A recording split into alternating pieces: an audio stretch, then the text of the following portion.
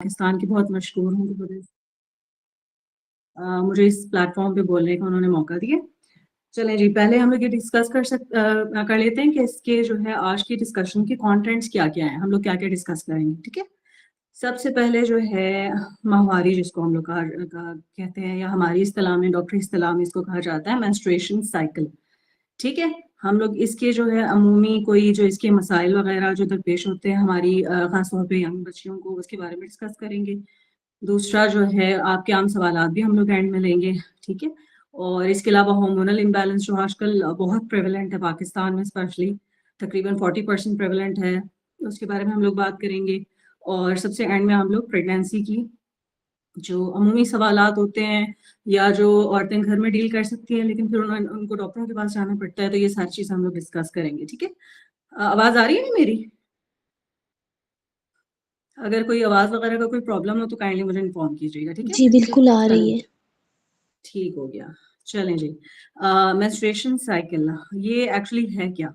अब menstruation cycle जो है मीन्स इट्स अ साइकिल। ये हम लोग कब से स्टार्ट करते हैं? हमारे डॉक्टर जो अमूमन कहते हैं जब हम लोग देखते हैं कि रेगुलैरिटी है या नहीं, कोई जो है हार्मोनल प्रॉब्लम किसी के साथ है या नहीं, तो हम लोग साइकिल की रेगुलैरिटी देखते हैं। और रेगुलैरिटी किसे कहा जाता है? कि ये पीरियड्स के फर्स्ट डे से स्टार्ट होती है, ठीक है? From the first day of period, जिसको आप जिस दिन आपको पीरियड्स आ गए उससे लेकर आप लोग काउंट करते रहेंगे डेज को। फिर जब नेक्स्ट पीरियड आने होंगे ना, मतलब जिस दिन आपके नेक्स्ट पीरियड आ रहे हैं उससे पहले का एक दिन, ठीक हो गया? तो ये जो है मेंस्ट्रुएशन साइकिल होती है। For let's say for example कि आपको जो है नवंबर की 10th डेट को पीरियड्स आए हैं, ठीक है? और जो है अब आपको दिसंबर की 10th डेट को पीरियड्स आए हैं, तो ये हो गया आपका 30 डेज ऑफ साइकिल। और फॉर एग्जाम्पल अगर आपको 10th नहीं बल्कि 8th को आ जाते हैं तो फिर ये आपका हो गया 28 डे साइकिल। और अगर जो है वो 12 को आ जाते हैं नेक्स्ट मंथ में तो ये 32 डे साइकिल हो गया। अब जो है हमारी जो है मेडिकल इस्तिलाह में 24 डेज टू 38 डेज नॉर्मल होता है, ठीक? मीन्स अगर अपनी डेट से आपको 10 से 6 डेज पहले आ रहे हैं या 8 दिन बाद भी आ रहे हैं ना, तो वो भी सारी चीज़ें नॉर्मल काउंट होती हैं, ठीक है ना? और अब हमारी अमूमी जो बच्चियाँ होती हैं ना, उनको ये बड़ी प्रॉब्लम होती है कि भई 2 दिन पहले आ रहे हैं मेरे या 8 दिन बाद आ रहे हैं ये, तो ये उनको नॉर्मल साइकिल का उनको पता होना चाहिए, ठीक है?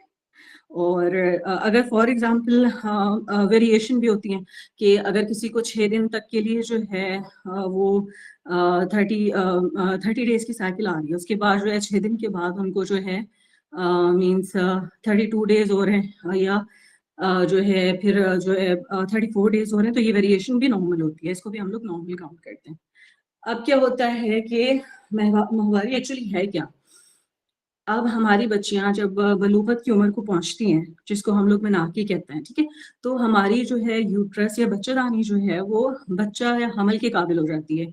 और अल्लाह ताला की तरफ से एक बहुत ही पेचीदा निज़ाम है जिसको मैं आम ज़बान में समझाने की कोशिश करती हूँ कि होता क्या है कि जब एग फीमेल की बैज़ादानी से एग रिलीज़ होता है जो कि मेंस्ट्रुएशन के पहले दिन पे रिलीज़ होता है, ठीक है? सॉरी प्रिपेयर होना शुरू हो जाता है मेंस्ट्रुएशन के पहले दिन पे। तो आहिस्ता-आहिस्ता बड़ा होता जाता है, बड़ा होता जाता है और 14th डे अगर किसी को 30 दिन की 28 दिन की साइकिल आ रही है ना, तो फिर वो 14th डे पे हमल के लिए वो एग तैयार होके बच्चादानी में पहुँच जाता है। और अगर फॉर एग्ज़ाम्पल हमल हो जाता है उसको, तो फिर जो ब्लीडिंग इकट्ठी हुई थी हमारी यूट्रस के अंदर, वो हमल के लिए काम आती है। और जो है अगर फॉर एग्ज़ाम्पल उसको हमल नहीं होता या वो गैर शादीशुदा है बच्ची, तो फिर जो है वो मतलब ब्लीडिंग जो है बच्चेदानी के ज़रिए ख़ारिज हो जाती है और वो एग भी ख़ारिज हो जाता है। ये समझ लें कि वो प्रेगनेंसी ज़ाया हो जाती है। तो फिर क्या होता है कि इसको हमारी इस्तिलाह में अमूमन जो है वीपिंग यूट्रस भी कहा जाता है कि यूट्रस जो है इट्स वीपिंग, मतलब वो रो रहा है कि प्रेगनेंसी नहीं हुई है, तो इसको हम लोग आम ज़बान में यूँ समझ सकते हैं, ठीक है? तो अब जो है अगर कोई भी इर्रेगुलरिटी हो रही है ना पीरियड में, मीन्स डेज ज़्यादा हो रहे हैं, पीरियड्स की दौरानियाँ कम हो रहा है, जैसे 8 डेज आ रहे हैं, 4 डेज आ रहे हैं, 5 डेज आ रहे हैं, तो अगर जो है वो 6 मंथ्स के लिए कंटिन्यूअसली हो रहा है आपके साथ ना, कि मतलब अपनी जो नॉर्मल आपकी साइकिल आती थी तो 6 मंथ्स के लिए मतलब कंटिन्यूअस आपकी इर्रेगुलरिटी आ रही है पीरियड में ना, और इसके साथ कोई और सिम्पटम्स भी आपको आ रहे हैं। अब उनमें क्या हो गया और सिम्पटम्स में कि अमूमी सिम्टम जो होता है कि पेट में शदीद किस्म का दर्द होना। अब दर्द के भी दो इकसाम है, ठीक है। दर्द के बारे में हम लोग बात कर लेते हैं कि कौन सा दर्द जो है वो घर पे ट्रीट हो सकता है और कौन सा दर्द जो है वो आपको हॉस्पिटल में जाके ट्रीट करवाना पड़ता है, ठीक है। सबसे पहले जो है दर्द के बारे में हम लोग दर्द को हम लोग कहते हैं क्या, हम लोग कहते हैं डिस्मेनोरिया, ठीक है। कि पीरियड्स जो है वो पेन के साथ आ रहे हैं। एक होता है प्राइमरी डिस्मेनोरिया और एक होता है secondary dysmenorrhea. Primary dysmenorrhea means कि विदाउट एनी कॉज आपको आ रहे हैं ना, मतलब प्राइमरी डिस्मेनोरिया में ये होता है कि जब से आपको ब्लूपथ स्टार्ट हुई है ना, उस मतलब स्टार्टिंग के साइकिल से लेकर अब तक आपको जो है वो पेन होता है पीरियड्स में। और वो पेन कब तक होता है कि 24 से तकरीबन जो है 48 घंटों के अंदर अंदर वो पेन खत्म हो जाता है, चाहे आप पेन किलर ले रहे हैं चाहे आप नहीं ले रहे, ठीक। तो ये इसको हम लोग नॉर्मल काउंट करते हैं, इसको फिजियोलॉजिकल फिनोमेना कहते हैं, ठीक है। और अमूमन ऐसी जो बच्चियां होती है ना हमारी, उनमें जो है उनकी माँ में और उनकी बहन वगैरह में ना, तो इनमें जो है ये कॉमन होता है, ठीक हो गया। तो मतलब वो हिस्ट्री देंगे कि हाँ भाई मेरी अम्मी में भी ये प्रॉब्लम होता था, उनको पेन होता था पीरियड्स के साथ, मेरी बहन में भी होता था, पेन होता था। तो ये हम इसको नॉर्मल काउंट करते हैं। और अमूमन ये जो है मतलब शादी के बाद हार्मोनल तब्दीली आती है तो ये जो है ना पेन ठीक हो जाता है। इसमें हम लोग क्या रिकमेंड करते हैं कि जो है दवाइयाँ कम से कम लें। अगर फॉर एग्जांपल इतना ज़्यादा आपकी क्वालिटी ऑफ लाइफ डिस्टर्ब हो रही है कि आपको स्कूल कॉलेज से छुट्टी करनी पड़ रही है, तो फिर हम लोग दवाई रिकमेंड करते हैं जो कि सिंपल पैरासिटामोल हो गई, ठीक है। और वो भी हम लोग एहतियात से देते हैं उन बच्चों में कि खुदा ना खास्ता जिनमें कोई जिगर वगैरह का प्रॉब्लम होता है, ठीक है ना। तो कोई भी मेडिकेशन आप लोग, चाहे ओवर द काउंटर मेडिकेशन है या किसी भी किस्म की मेडिकेशन, अगर खुदा ना खास्ता किसी किस्म की बीमारी है ना आपको, जैसे जिगर की बीमारी या गुर्दे की बीमारी, तो वो आपको बहुत एहतियात करनी पड़ती है उसको लेने में ना, और हमेशा डॉक्टर से कंसल्ट करना पड़ता है, ठीक है। अब दूसरी ये बात कि हम लोग उसमें होम रेमेडीज क्या बताते हैं। सबसे बेहतरीन जो होम रेमेडी है ना वो है वार्म वाटर मसाज। जैसे आप जो है वार्म वाटर बॉटल होती है, उसके अंदर आप गर्म पानी इतना जितना बर्दाश्त कर सकते हैं ना वो भर लो। या तो जो प्लास्टिक की बॉटल्स आती है इतना कि जिससे प्लास्टिक खराब ना हो, ठीक है ना, क्योंकि वो खराब होगी, लीक करेगी तो आपको इंजरी हो सकती है। और वो आप पेट के निचले हिस्से पे रखो, पेट के निचले हिस्से पे और टांगों के ऊपर वाले हिस्से पे, और जहाँ पे आपकी हड्डी है ना वहां पे आप रखोगे, उससे क्या होगा, वहां की वैसोडाइलेशन होगी। वैसोडाइलेशन से किसी भी किस्म का पेन रिलीव होता है, ठीक है ना। अब मसल जैसे मस्कुलर पेन में भी हम लोग जो है वो वार्म वाटर मसाज बताते हैं ना। दूसरा जो है गरम कहवा वगैरह हम लोग बताते हैं, और इसके अलावा जो है चॉकलेट वगैरह के इंटेक बताते हैं। और कोशिश कीजिए कि जो है ना नमक वाली अज्जा जो है ना पीरियड्स के दिनों में कम कर दें, क्योंकि उससे जो है वाटर रिटेंशन होती है और स्वेलिंग और ब्लोटिंग की जो है ना कैफियत होती है, ठीक हो गई। और अब जो है, और हाँ, हम लोग जो है मतलब घरों में भी माएँ जो है रिकमेंड करती हैं कि खजूरें वगैरह लेती हैं ना, तो इसके दो फवायद होते हैं। एक तो जो है उसका जो आयरन लूज हो रहा है मेंस्ट्रुएशन के जरिए, तो वो आयरन उसका पूरा हो जाता है। सेकंड ये कि जो है इसका गर्म असर होता है ना, तो वो भी जो है पीरियड्स के ऊपर मतलब उसको बेहतर करता है। मीन्स इसका एक मैकेनिज्म है प्रोस्टाग्लैंडिन रिलीज और ऑल दीज थिंग्स, लेकिन मैं गहराई में नहीं जाती, आप लोगों को ऊपर ऊपर की चीजें बता देती हूँ ताकि जो है आपके लिए आसानी होगी बात समझने में। और दूसरी किस्म का जो पीरियड्स का पेन होता है ना वो होता है सेकेंडरी डिस्मेनोरिया, हमारी जबान में उसको कहा जाता है।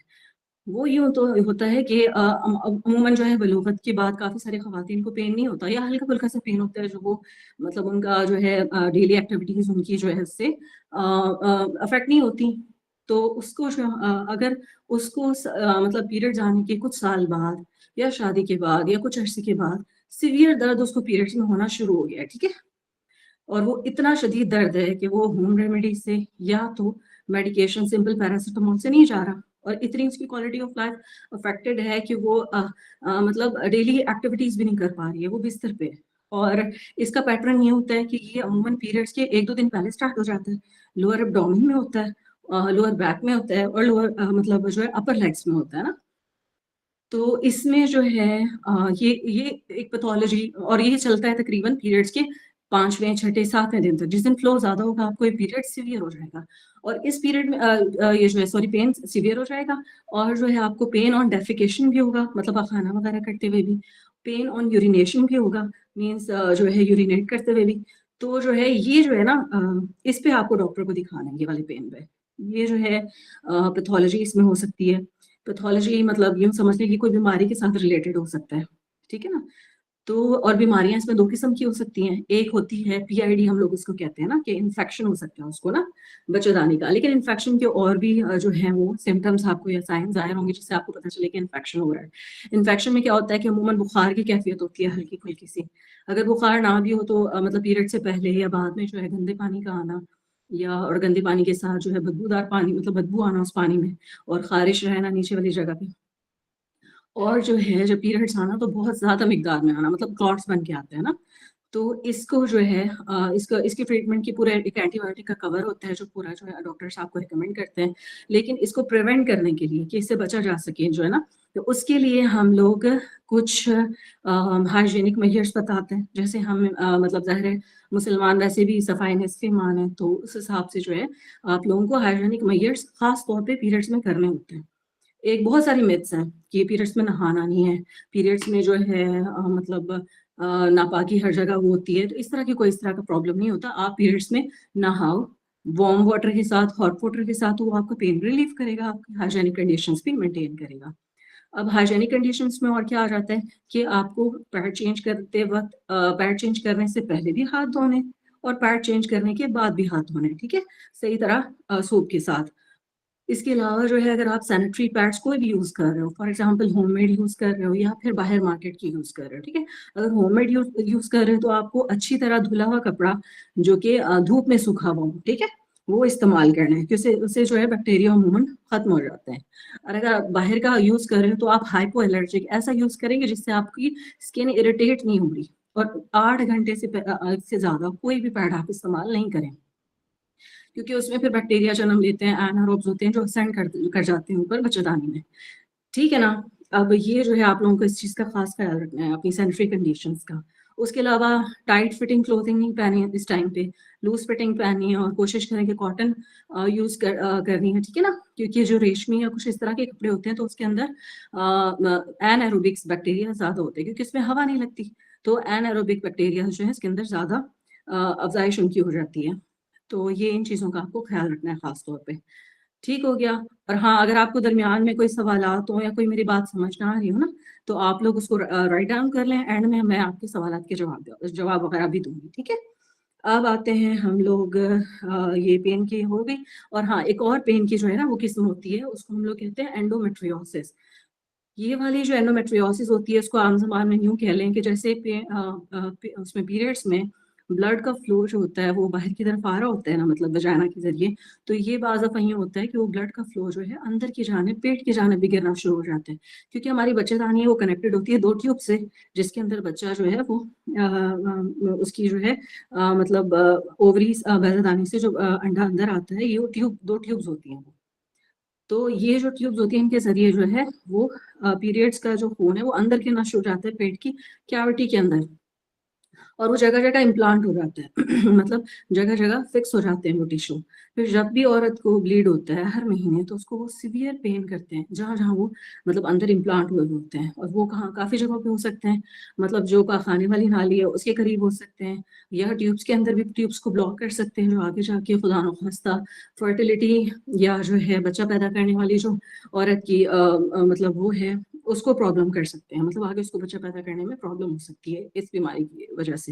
तो इसके सिम्पटम्स वही हैं जो पहले मैंने आपको बताया कि सीवियर या शदीद नोयत का पेन होना, साथ में जो है तो इसके लिए भी आपको डॉक्टर्स को जल्दी बताना चाहिए, ठीक है।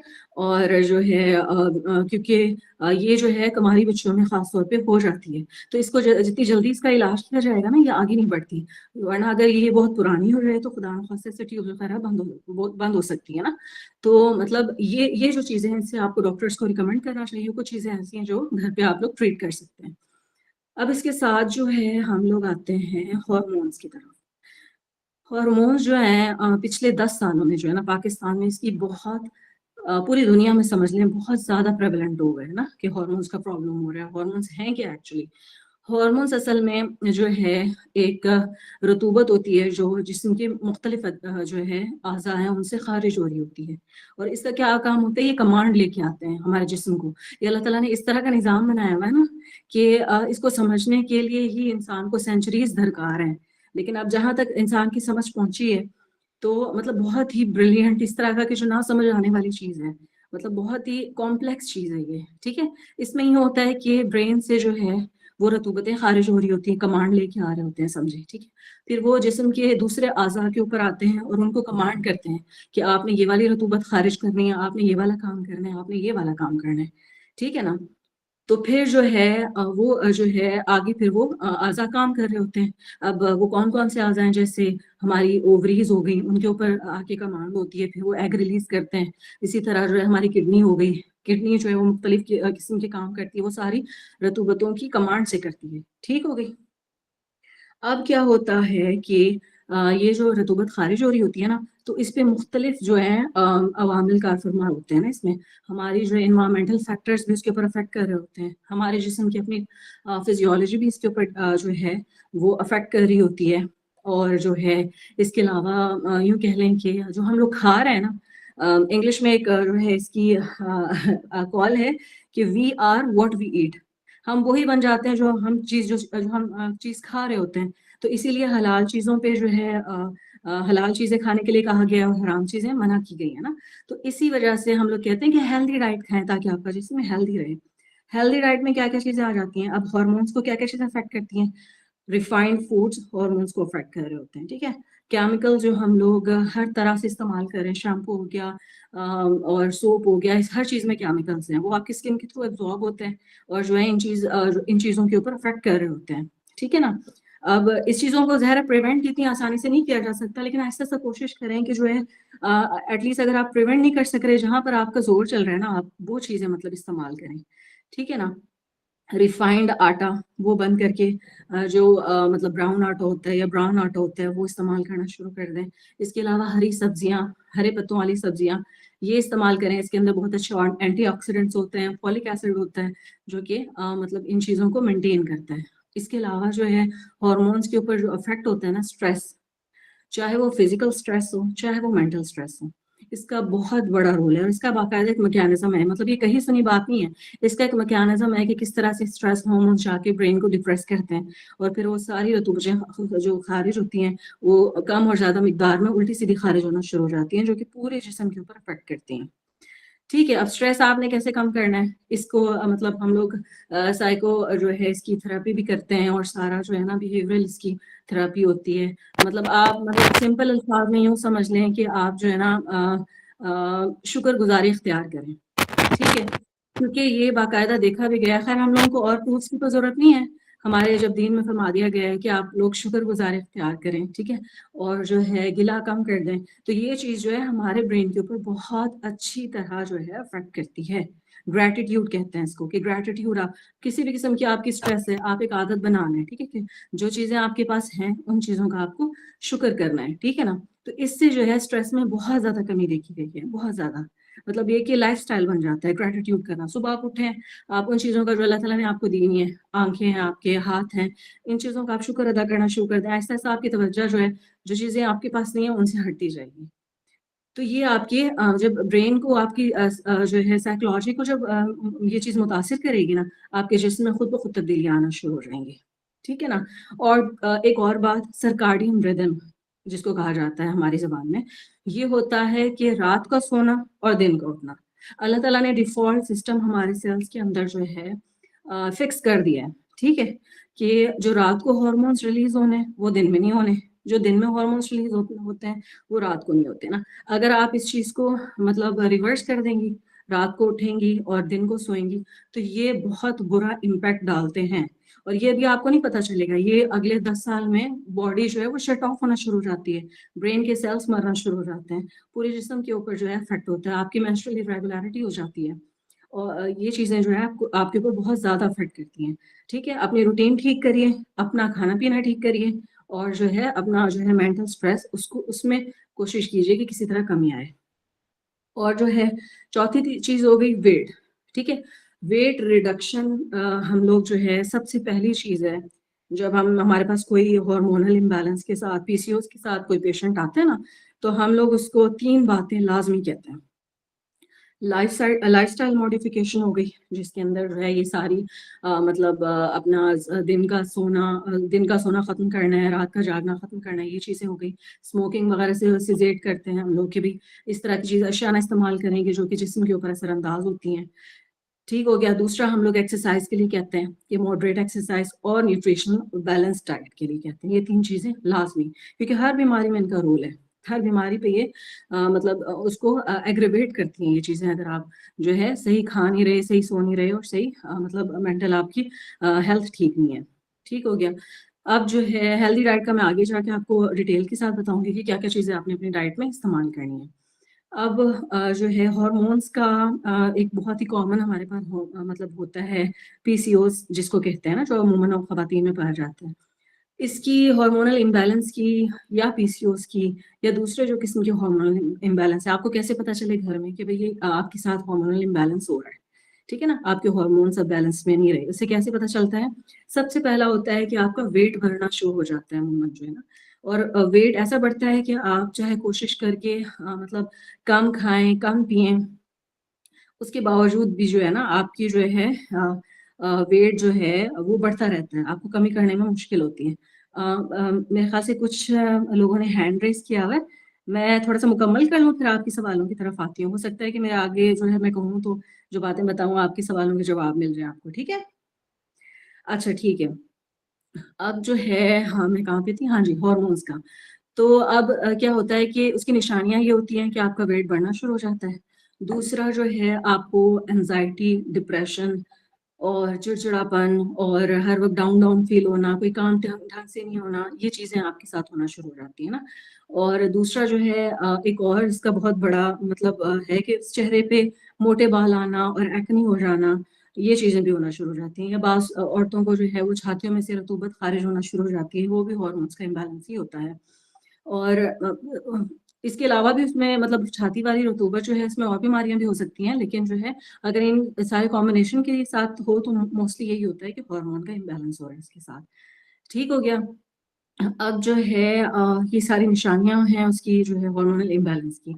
अब डॉक्टर के पास जब आप आते हो ना, तो हम लोग इसके लिए टेस्ट आपको रिकमेंड कर देते हैं, और ये आम शिकायत है कि हम लोग डॉक्टर के पास जा रहे हैं कि बहुत सारे टेस्ट रिकमेंड कर देते हैं वो, जो कि बहुत महंगे महंगे भी हैं। असल में मसला ये होता है कि मेंस्ट्रुएशन जो है ना, वो बहुत सारी चीज़ों से मिलकर एक कोलैबोरेशन के साथ फिर मेंस्ट्रुएशन नॉर्मल होती है। बहुत सारे हार्मोन्स इसके अंदर जो है ना मतलब अपना रोल प्ले कर रहे होते हैं। तो हम लोगों को वजह मालूम करनी होती है कि कौन सा वाला हार्मोन है जो इरेगुलर हो रहा है। ठीक है ना। एक तो एक वजह ये हो सकती है कि आपके जिस्म के अंदर जो है ना मर्दाना हार्मोन ज्यादा हो रहे हैं और फीमेल वाले हार्मोन्स कम बन रहे हैं। ठीक है। दूसरा ये हो सकता है कि जो गर्दन में हमारे ग्लैंड है, जिसको थायराइड ग्लैंड कहा जा सकता है, जिसको अगर वो बढ़ जाता है तो हम लोग अमूमी ज़बान में उसको गिलड़ कहते हैं, वहां से बाज़ हार्मोन्स रिलीज हो रहे होते हैं, तो हो सकता है उनकी खराबी हो। एक जो है वो छातियों में जो दूध आता है औरत की चेस्ट में, तो वो ब्रेस्ट के अंदर, तो वो जो है वो वाला हार्मोन भी बाज़ दफा जो है बढ़ रहा होता है ना, तो उसकी वजह से भी हार्मोनल इम्बैलेंस हो सकते हैं। तो ये हमें सारे टेस्ट करने होते हैं हार्मोन्स के, ताकि पता चले कि कहाँ पे मसला है, ताकि इलाज जो है उस मसले का हो सके। ठीक है ना।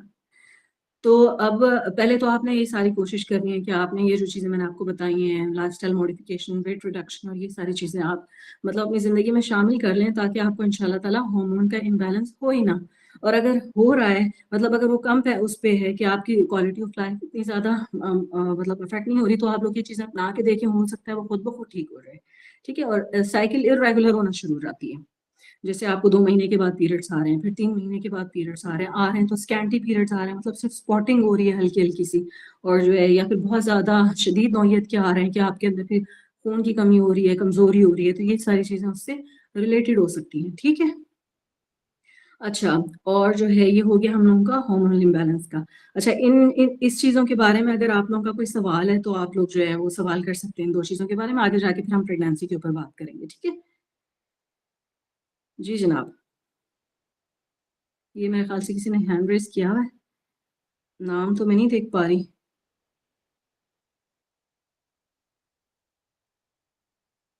कोई सवाल वगैरह है किसी का, या आगे चलता है? सॉरी, ईमान जुनेद और जो है have raise their hands, R S studio है कोई? Honey please help me out कि जो है इनके क्वेश्चंस वगैरह। अस्सलाम वालेकुम मैम।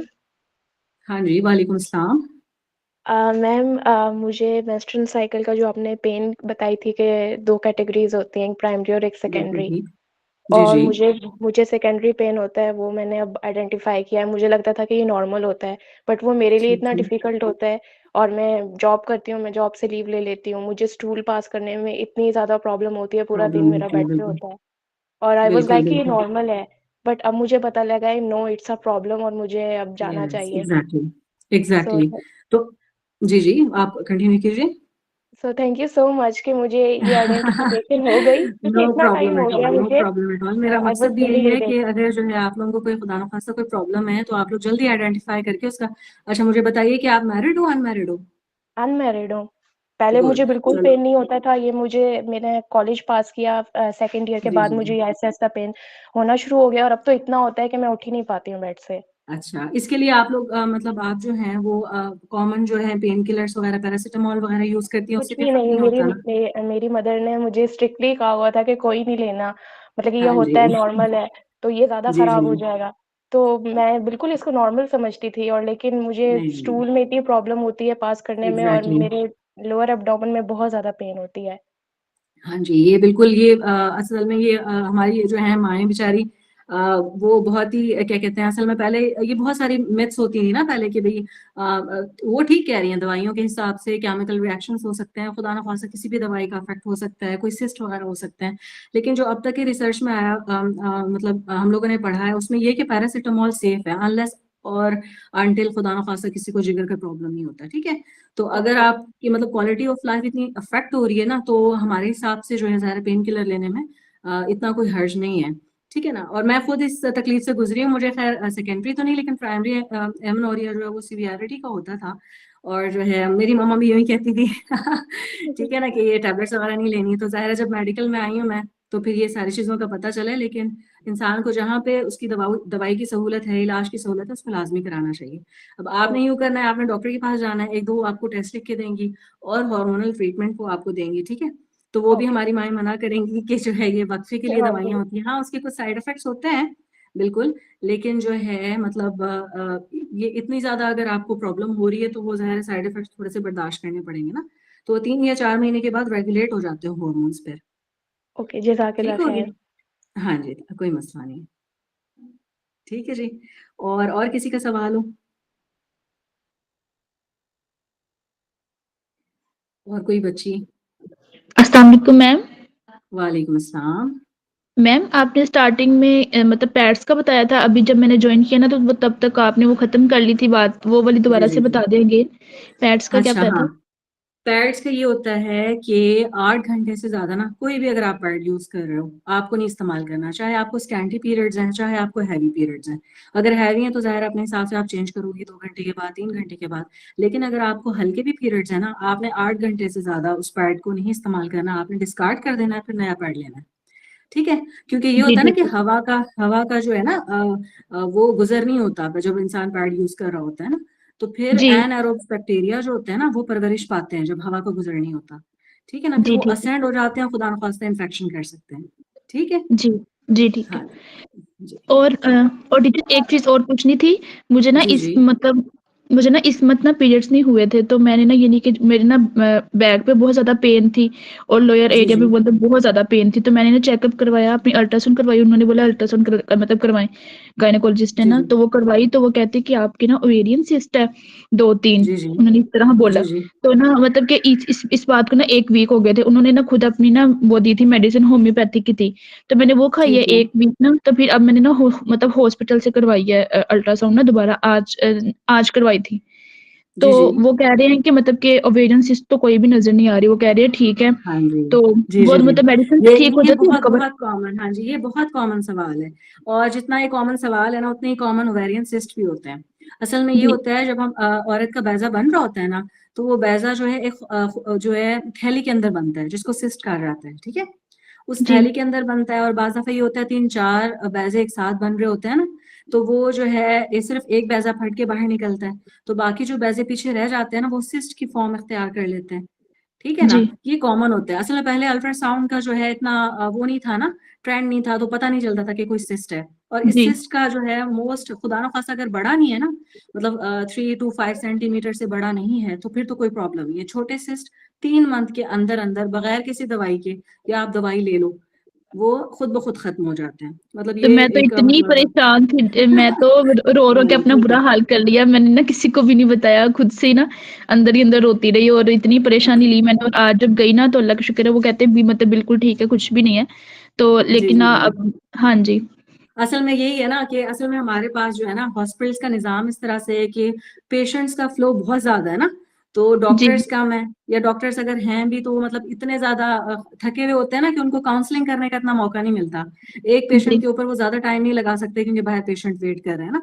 तो ये काउंसलिंग की बहुत ज़रूरत है हमारे जो है ना पाकिस्तान के अंदर, कि वो आपको जी पहले ही काउंसिल कर देती ना कि इंशाल्लाह ताला ये 80% जो है वो 3 महीने के अंदर अंदर ठीक हो जाएगा।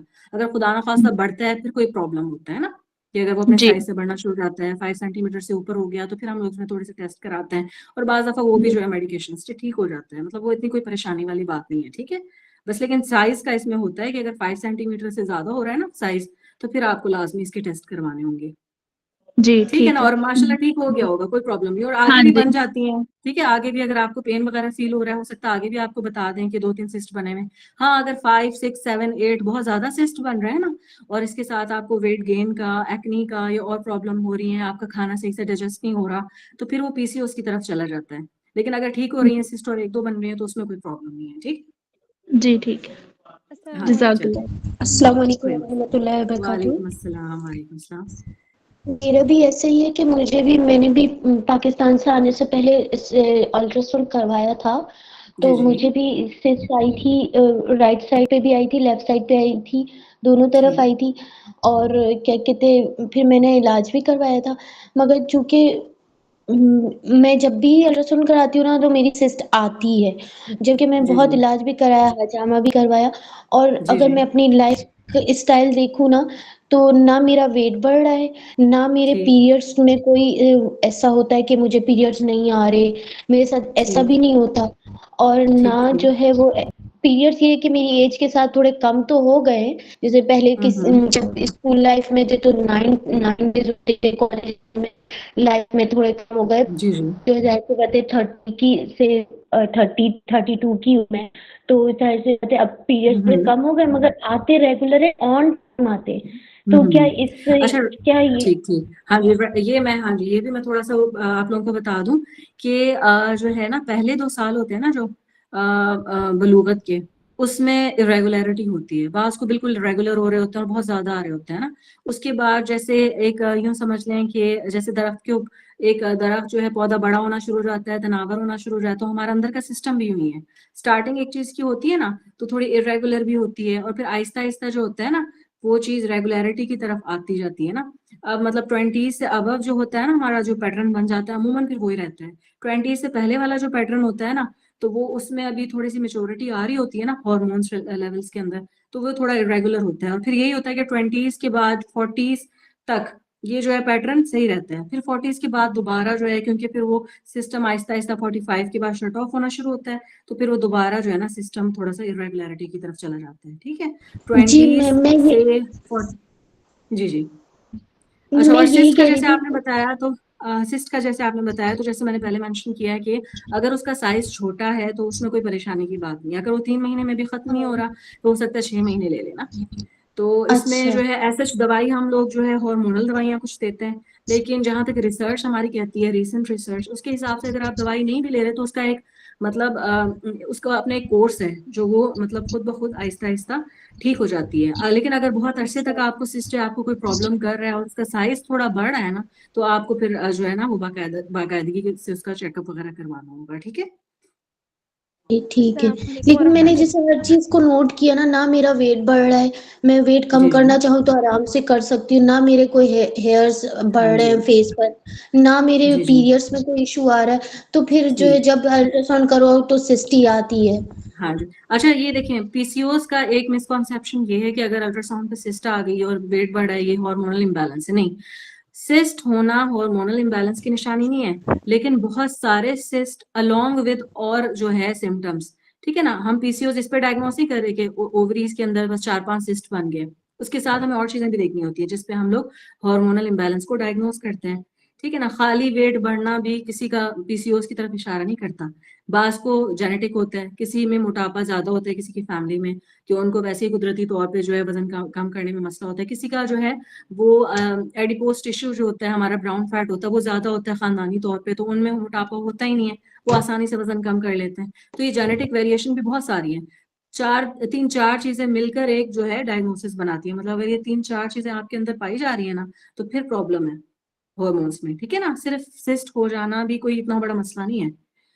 और जो पॉलीसिस्टिक ओवरीज है ना, पॉलीसिस्टिक ओवरीज, पीसीओएस या हार्मोनल इम्बैलेंस जो है, इसका मतलब ही पॉलीसिस्टिक का मतलब होता है बहुत सारी सिस्ट।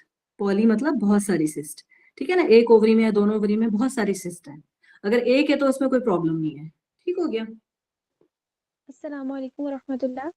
वालेकुम अस्सलाम वरहमतुल्लाह। मैम मैं आपसे ये पूछना चाहती हूँ कि मतलब मुझे जो पर्सनली प्रॉब्लम है, मुझे मतलब इरेजर्स यूज़ करने में वैसे ही डर लगता है, वैक्स वगैरह से भी डर लगता है, तो मैं यूज़ करती हूँ हेयर सॉरी मुझे रिमूवर। आपकी आवाज नहीं आ रही, काइंडली थोड़ा सा ऊंचा बोलेंगे। मैं ये कह रही हूँ कि मुझे ना पर्सनली डर लगता है मतलब वैक्स वगैरह से, तो मैं ये पूछना चाह रही हूँ कि हम जो एयर रिमूवर क्रीम्स यूज़ करते हैं तो क्या ये सेफ है? जी। हेयर रिमूविंग क्रीम्स जो हैं वो आपकी स्किन के ऊपर भी इफेक्ट करती हैं। सेफ इसलिए नहीं मैं कहूंगी क्योंकि उसके अंदर जो है केमिकल्स यूज होते हैं ना, तो वो आपको स्किन को भी मतलब डार्कनिंग करती हैं। और जो है इसके अलावा जो है मतलब थोड़ा सा मतलब हेयर ग्रोथ को भी उसको बाल जो है थोड़े मोटे आते हैं। मतलब यूं है कि लॉन्ग टर्म इफेक्ट में कोई ऐसा खुदा न खास्ता वो नहीं है, मसाइल को कोई बड़ा मसला क्रिएट हो, लेकिन हाँ ये कि स्किन डार्कनिंग करती है, हल्का सा स्किन डैमेज कर देती है ना जहाँ से आप हेयर रिमूविंग कर रहे हो, अगर आप उसका लॉन्ग यूज करोगे तो। क्योंकि देखिए बहरहाल केमिकल्स जो है ना वो किसी ना किसी तरह थोड़ा बहुत मतलब स्किन के ऊपर इफेक्ट करते हैं। आप तो कोशिश करें कि ऑर्गेनिक चीजें इस्तेमाल करें। वैक्स से मतलब डर तो लगता है, लेकिन ये होता है कि वैक्स अगर आप घरेलू इस्तेमाल कर रही हैं तो उसमें कोई केमिकल्स वगैरह भी नहीं है। आहिस्ता एक दफा पेन होगा फिर वो आहिस्ता से पेन चला जाता है ना। तो मेरे हिसाब से जो है या मेडिकल पॉइंट ऑफ व्यू से देखा जाए तो वैक्स ज्यादा बेहतर है, जी क्योंकि जज़ाकिल्लाह। केमिकल फ्री होती है। ऑर्गेनिक वैक्स यूज कीजिए। जी ठीक है। जी जज़ाकिल्लाह खैरन। हाँ कोई मसला नहीं। अस्सलाम वालेकुम रहमतुल्लाह। वालेकुम अस्सलाम। मैम मुझे ये पूछना था कि पीसीओएस में जो सिस्ट्स होते हैं क्या वो जी शादी जी। के बाद ठीक हो जाते हैं या वो रहते देखिए हैं? अच्छा पीसीओएस जो है ना वो एक कॉम्प्लेक्स सिंड्रोम है। सिंड्रोम हम उसको कहते हैं कि जिसमें मसाइल का मजमूआ होता है। ठीक है। अब और ये प्रेवलेंट भी बहुत है, मतलब कह लें कि बहुत ज्यादा कॉमन है पाकिस्तान में। 40% हमारी आवाम जो है ना, अब तो मैं कहती हूँ कि अभी दोबारा से शायद रिसर्च नहीं हुई, 50% से ऊपर होगी जो पीसीओएस का शिकार है ना। तो इसका ये कि पीसीओएस में अगर जो है जिस वजह से सिस्ट हो रहे हैं, ऊपर से हमारे हार्मोन्स आ रहे हैं ना जो हमारे फॉलिकल्स बनाते हैं, एग बनाते हैं, हमारे कहाँ से आ रहे हैं, वो दिमाग में से आ रहे हैं। ठीक है। ब्रेन में जी से आ रहे हैं। वो जब एक्टिवेट करने की कोशिश करते हैं हमारे एग्स को, तो वो जो है अगर नॉर्मल फिनोमेना है तो एक एग या दो एग जो है ना वो स्टिमुलेट होता है। अब पीसीओएस में क्या होता है कि वो बहुत सारे एग्स को स्टिमुलेट कर देते हैं इकट्ठे ही ना, कि 4-5 एग को स्टिमुलेट करते हैं कि एग बने, लेकिन जो है वो एग रिलीज नहीं हो पाते, एग अंदर ही रह जाते हैं थैली के अंदर ना। तो फिर वो इस वजह से थैलियां काफी सारी बन जाती हैं। ठीक है ना। अगर अब मेन जो उसका कॉज बन रहा है ना पीसीओएस का, हार्मोनल इम्बैलेंस, अगर वो ठीक नहीं ना होता तो फिर ये असिस्ट ठीक नहीं होते जब तक आपका मेन ये चीज ना खत्म हो रही है पीसीओएस की। इसमें यही है जो आपको बताया, लाइफस्टाइल चेंजेस। हाँ ये होता है कि हार्मोनल कॉन्ट्रासेप्टिव हम लोग देते हैं, जो वक्फा करने वाली दवाइयां होती है ना, वो यूं करती हैं कि अगर हम 6 महीने के लिए दे रहे हैं, लेकिन उसके लिए बहुत सारे टेस्ट करने पड़ते हैं कि आपके लिए सेफ है या नहीं है ना। बास चीजों में वो सेफ नहीं होती। तो अगर वो 6 महीने के लिए दे रहे हैं ना तो वो हमारे सिस्टम को थोड़ा सा शट ऑफ करके रिस्टार्ट कर देती हैं। मतलब वो जो भूला हुआ होता है ना ब्रेन, मतलब एक चीज वो इतना ज्यादा ब्रेन कंफ्यूज हो जाता है ना कि बाहर से इतने सारे टॉक्सिन्स आ रहे हैं, ऑक्सीडेंट्स आ रहे हैं बाहर से, तो वो सही से ब्रेन काम ही ना जो कर रहा होता, तो वो थोड़ा सा रेगुलेट हो जाता है उन चीज से। फिर उसके बाद वो सिस्ट आहिस्ता आहिस्ता खत्म हो जाता है। मतलब मसला खत्म हो जाएगा ना तो आपके सिस्ट खत्म हो जाएंगे। ठीक है ना। सही। ओवरी को सही डिमांड मिलेगी तो वो सही से बनाएगी। ओके। मतलब इसके लिए आपको थोड़ा सा इलाज की जरूरत है। और हाँ ये होता है कि एक्सरसाइज से भी बाज दफा जो है ना पीसीओएस में बहुत बेहतरी आ जाती है। हमने बहुत सारे पेशेंट ऐसे देखे हैं जिनको सीवियर पीसीओएस था, ठीक है, और वो सेकेंडरी इनफर्टिलिटी के साथ मेरे पास आते थे ना। मतलब पहले उनको बच्चा है लेकिन फिर 10 साल हो गए उनको बच्चा नहीं हुआ ना, तो उसके बाद जो है वो मेरे पास आ रहे हैं कि भाई हमें, और उनको पीसीओएस के सीवियर सिम्टम्स के, बाल उनके बहुत सारे झड़ जाते थे और एक्ने के साथ आते थे, वेट गेन के साथ, और सिस्टिक ओवरीज होती थी। लेकिन उन्होंने एक एक्सरसाइज शुरू की ना, मॉडरेट एक्सरसाइज, मतलब जिसमें हो गया जॉगिंग, वॉकिंग नहीं जॉगिंग, और सीढ़ियों का ऊपर नीचे उतरना बहुत तेजी के साथ, और ऐसी एक्सरसाइज जिससे आपको सांस चढ़े। तो उन्होंने माशाल्लाह साल के अंदर अंदर कंसीव कर लिया ना, मतलब वो थोड़ा सा रेगुलरिटी भी आ गए हॉर्मोन्स। सही। ठीक है, और तो मैम थोड़ा सा जी जी अभी एक सिस्टर ने क्वेश्चन किया था आपसे वैक्स का, तो मैं जी उसी जी से रेलिवेंट एक क्वेश्चन करना चाहूंगी कि ब्लेड हाँ जब जी हम यूज करते हैं अपनी स्किन पे, जी तो जी मेडिकली वो सेफ है, यूज कर लेना हाँ जी चाहिए या नहीं? हाँ जी हाँ जी, मेडिकली ब्लेड से रेजर सेफ है, लेकिन किसी और का यूज किया हुआ ना हो, नया खोला हुआ हो, जल्दी डिस्कार्ड करना चाहिए। उसके ऊपर कैप लगा के यूज करो, एक दो दफा भी अगर आप यूज कर रहे हो ना, तो उसके ऊपर कैप लगी होनी चाहिए, जर्म्स नहीं होने चाहिए। और अगर आप इतना मतलब सेफ्टी इस तरह से है कि थोड़ा सा पायोडीन पानी में मिला के उसको जो है यूज करने से पहले, डेटॉल पानी में मिला के जो है ना उसको थोड़ा मतलब करके फिर यूज करें। और हर बंदे का इंडिविजुअल रेजर होना चाहिए, ठीक है, घर में अमूमन यूज ना हो फिर वो। Okay ma'am, thank you so ठीक हो मच। गया ना, क्योंकि हम, मेरे बैक्टीरिया आपके लिए सेफ नहीं है, आपकी बैक्टीरिया मेरे लिए सेफ नहीं है। मेरे बैक्टीरिया अल्लाह ताला ने मेरी हिफाजत के लिए बनाया है, ठीक है।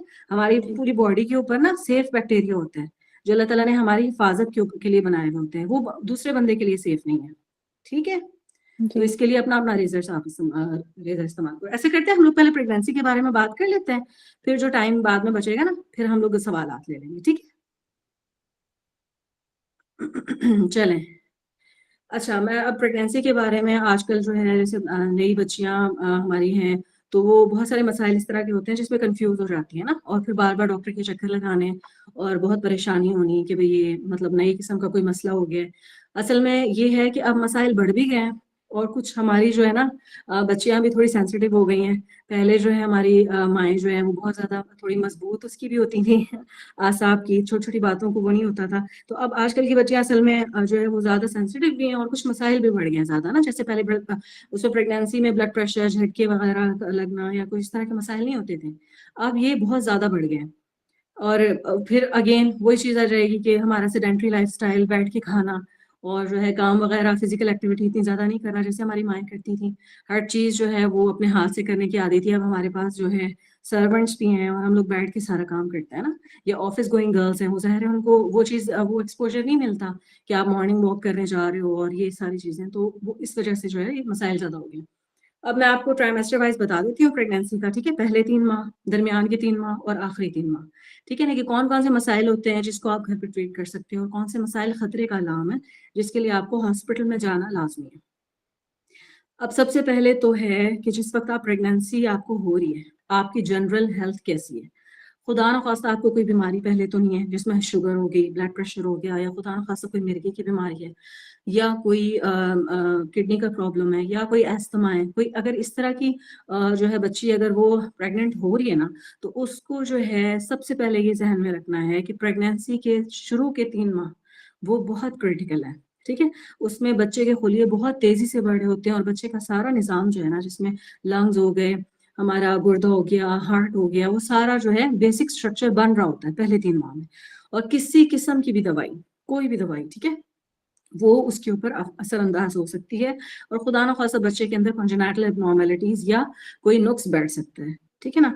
तो अगर कोई इस तरह की बीमारी है किसी बच्ची को, और वो उसके लिए दवाएं खाती है, तो जैसे ही आपका प्रेगनेंसी टेस्ट पॉजिटिव आ जाता है, आपने फौरन डॉक्टर के पास जाना है, क्योंकि फिर वो आपकी दवाइयों को तब्दील करके ऐसी दवाइयों पे रखेगी जिससे आपकी बीमारी भी कंट्रोल रहेगी, और आपका बच्चा भी, बच्चे के लिए भी वो दवाइयाँ सेफ होंगी, ठीक है। पहली बात तो ये होगी। दूसरी बात ये है कि जैसे बच्चा तेजी से बढ़ रहा है, तो उसको जो है न्यूट्रिएंट्स की औरत को ज्यादा जरूरत है। एक तो वो अपनी जो है जरूरत पूरी करेगी, दूसरा बच्चे की जरूरत पूरी करेगी ना। तो एक फॉलिक एसिड, ठीक है ना, हम लोग अमूमन बच्चों को कहते हैं कि शादी से माह या 2 माह पहले जो है ना फॉलिक एसिड का इस्तेमाल स्टार्ट कर दें, क्योंकि हम लोग हरे पत्ते वाली सब्जियों बहुत कम इस्तेमाल करते हैं ना, हम लोग कच्ची सब्जी नहीं खाते, हम लोग इतना पकाते हैं कि उसके सारे न्यूट्रिएंट्स मर जाते हैं ना। तो उसके लिए फॉलिक एसिड लाजमी है कि आप जो है वो प्रेगनेंसी अगर आपको कंफर्म हो गई है, आप तभी से चाहे फॉलिक एसिड शुरू कर दें, लेकिन सेफ साइड पे जो है प्रेगनेंसी से 2 माह पहले ही जो है वो फॉलिक एसिड का इस्तेमाल शुरू कर दें। एक ये चीज हो गई। दूसरी ये कि जो है अब खतरे ये और सेफ जो है चीज़ें जो आप घर में ट्रीट कर सकते हैं, उसमें उल्टी और मतली का होना ना, ये उल्टी और मतली का होना तकरीबन 80% औरतों में पाया जाता है। 20% औरतें अगर उल्टी मतली ना भी हो, बाज़ को प्रेगनेंसी में नहीं भी होती, लेकिन ये होना मतलब ये भी एक अच्छी अलामत है। मतलब ये हार्मोन होता है जो बच्चे की परवरिश कर रहा होता है ना, वो हार्मोन, तो उसकी वजह से उल्टी मतली हो रही होती है ना। तो ये अब अगर इतनी है कि आप खा पी सक रहे हो फिर भी ना, तो ये फिर इतना कोई मसले की बात नहीं है, ठीक है। ये घर पे आप यूं थोड़ा सा इसको बेहतरी ला सकते हो इसमें कि आपने थोड़ा थोड़ा खाना खाना है और थोड़े थोड़े वक्फे, मतलब थोड़े वक्फे के बाद खाना है। जैसे अगर आप 3 दफा पेट भर के नहीं खाएं, आप 6 या 8 दफा हल्के पेट के साथ थोड़ी थोड़ी गजा खाएं, ठीक है। इससे उल्टी मतली कम हो जाती है। दूसरा ये खाली पेट होती है और सुबह को ज्यादा होती है ना, तो आप जैसे ही उठ रही है ना, तो आप अपने बेड के सराहने चाहे एक सेब रख लें, खजूरें रख लें, या कोई इस तरह की चीज रख लें, बिस्किट रख लें कि जो आप फौरन से खा लेना, तो आपको उल्टी मतली वो भी कम होती है। और इसके अलावा जो खतरे के अलाम है कि जो है आपको फौरन डॉक्टर को दिखाना है, जिसपे एक शुरू के 3 माह में ब्लीडिंग, शुरू के 3 माह क्या पूरी प्रेगनेंसी में ब्लीडिंग होना जो है वो नॉर्मल नहीं है, ठीक है। ब्लीडिंग अगर आपको थोड़ी सी भी है तो आपने फौरन डॉक्टर को चेक कराना है कि ब्लीडिंग किस वजह से हो रही है, ठीक है। या मतलब हल्का फुल्का पानी प्रेगनेंसी में आता है, जैसे लिकोरिया कहते हैं ना, लेकिन अगर इस तरह का जैसे यूरिन की तरह का पानी आ रहा हो या आम पानी की तरह का पानी आ रहा हो, तो वो भी थोड़ा खतरे की अलामत होती है ना, तो वो भी आपने डॉक्टर को दिखाना है। उसके अलावा ब्लड प्रेशर का बढ़ना, ठीक है ना। और दूसरा जो है पेशाब का बार बार आना, तो ठीक है, मतलब वो प्रेगनेंसी की अलामत है, लेकिन अगर दर्द के साथ या जलन के साथ पेशाब आ रहा है तब भी आपने डॉक्टर को दिखाना है, क्योंकि वो इन्फेक्शन का मतलब इन्फेक्शन की वजह से हो सकता है। ठीक हो गया। और अब जो है इसके अलावा जो है हमारा चौथा, पांचवा और छठा महीना है, उसमें क्या क्या तब्दीलियां आ रही होती हैं। उसमें बच्चा जो है उसके ऊपर स्किन आ रही होती है, बाल आ रहे होते हैं, और बच्चे की मूवमेंट स्टार्ट हो जाती है। 5वें, 6ठे, 7वें महीने में जो है वो जो है माँ जो है बच्चे की मूवमेंट को महसूस कर सकती है। अब इसको बच्चे की जो है वो नशोनुमा की नुमाइंदगी करती है उसकी मूवमेंट। तो बच्चे माँ को जो है वो बच्चे की मूवमेंट को महसूस करना है पूरे दिन में, कि वो 10 से 11 दफा मूवमेंट कर रहा है, चाहे वो हल्की सी फ्लिकरिंग मूवमेंट हो। स्टार्टिंग में मूवमेंट यूं होती है कि जैसे आपने तितली को जो है दोनों हाथों में लिया हुआ और अंदर वो पर जो है फड़फड़ाती है ना, तो इसको कहते हैं, वो फ्लिकरिंग सी मूवमेंट होती है, हल्की सी। और उसके बाद जो है वो स्ट्रांग होती जाती है ना, तो उसको भी हम लोग मूवमेंट का मतलब जो है काउंट करते हैं। और आपका बच्चा जो है दिन में 10 से 12 दफा सही से हरकत करे। ठीक हो गया। और इसके अलावा जो है जो जरूरी टेस्ट होते हैं ना इन माह में, पहले जो है हम लोग ब्लड प्रेशर, शुगर और कुछ वायरल टेस्ट लेते हैं जो पाकिस्तान के अंदर बहुत कॉमन है, ठीक है, ये टेस्ट लेते हैं। और बच्चे का अल्ट्रासाउंड हम लोग एक तो पहले 3 माह में करवाते हैं, वो डेटिंग स्कैन होता है, पता चले कि बच्चे की उम्र कितनी है। उसके बाद हम लोग 20वें हफ्ते में करवाते हैं, देखने के लिए खुदा न खास्ता कि बच्चे के अंदर कोई डिफेक्ट तो नहीं है। उसके बाद हम लोग जो है आखिरी 3 महीने में करवाते हैं, कि जिसमें हम लोग बच्चे की ग्रोथ वगैरह देखते हैं। लेकिन खुदा न खास्ता अगर बच्चे की ग्रोथ कम हो रही है तो फिर वो अल्ट्रासाउंड स्कैन हम लोग बार बार रिपीट कराते हैं। अब हमारे यहाँ ये ट्रेंड पाया जाता है कि हम लोग बार बार अल्ट्रासाउंड करवाते हैं, असल में इतना रिकमेंडेड नहीं है। पहले 3 माह में एक दफा, दरमियान के 3 माह में एक दफा, उसके बाद आखिरी 3 माह में, वो डिपेंड करता है कि बच्चे की ग्रोथ कैसे हो रही है, ठीक है। लेकिन अल्ट्रासाउंड के कोई ऐसे साइड इफेक्ट्स नहीं पाए गए अब तक, अगर आप करवा रहे हैं। लेकिन बस बेहतर ये है कि बार बार जो है अल्ट्रासाउंड करवाने से भी परहेज करें। अब हो गया कि अब दरमियानी 3 माह में भी यही खतरे के अलार्म है कि जो है वही खून का आना और जो है पानी का आना ज़्यादा, और दूसरा ब्लड प्रेशर, अगर पहले आपको ब्लड प्रेशर नहीं रहता तो अचानक से ब्लड प्रेशर हो जाना। और हाँ, 5वें, 6ठे महीने में जो हल्के-हल्के पाँव भी सूजना शुरू हो जाते हैं, वो भी आम प्रेगनेंसी की निशानी है। लेकिन अगर आपके हाथ भी साथ में सूज रहे हैं, आपको रिंग्स वगैरह वो टाइट हो गई हैं, और आपके फेस पे भी स्वेलिंग आ रही है, देखने वाले आपको कह रहे हैं कि फेस मोटा हो गया है, और जो है दूसरा जो है आपको सांस में ज़्यादा प्रॉब्लम हो रहा है, और ब्लड प्रेशर बढ़ रहा है, सर में दर्द है, और जो है इस तरह के मसाइल हो रहे हैं, तभी डॉक्टर को दिखाना है ना। क्योंकि 24वें हफ्ते से बाज़ दफ़ा प्रेगनेंसी की वजह से ब्लड प्रेशर बढ़ना शुरू हो जाता है, जो कि बच्चे के लिए भी नुकसानदेह और माँ के लिए भी। और इसके अलावा जो है अब आखिरी 3 मंथ में जो है फिर वही खतरे के अलार्म वही हो गए कि खून का आना, पानी का आना, और ब्लड प्रेशर का ज़्यादा बढ़ जाना। और हाँ, इस तरह का सर में दर्द रहना कि जिसके साथ उल्टी आ रही है। आपने ब्लड प्रेशर चेक नहीं करवाया शुरू के महीनों में, लेकिन अब आपको सर में दर्द इस तरह का हो रहा है कि आपको उल्टी जैसा फील हो रहा है हर वक्त। तो ये जो है ब्लड प्रेशर की अलामत है, और ये खतरनाक ब्लड प्रेशर की अलामत है ना, तो उसके लिए आपने लाजमी डॉक्टर को दिखाना होता है। और आखिरी 3 महीनों में जो है बच्चा जो है वो मतलब तकरीबन बन चुका होता है, बस वो वेट गेन कर रहा होता है ना, और उसकी सुनने की और देखने की हिस्स भी सही सलामत हो जाती है। और बल्कि कहते हैं कि 8वें महीने में बच्चा जो है ना डिस्क्रिमिनेट करता है, अपनी माँ की आवाज़ को पहचानता है ना।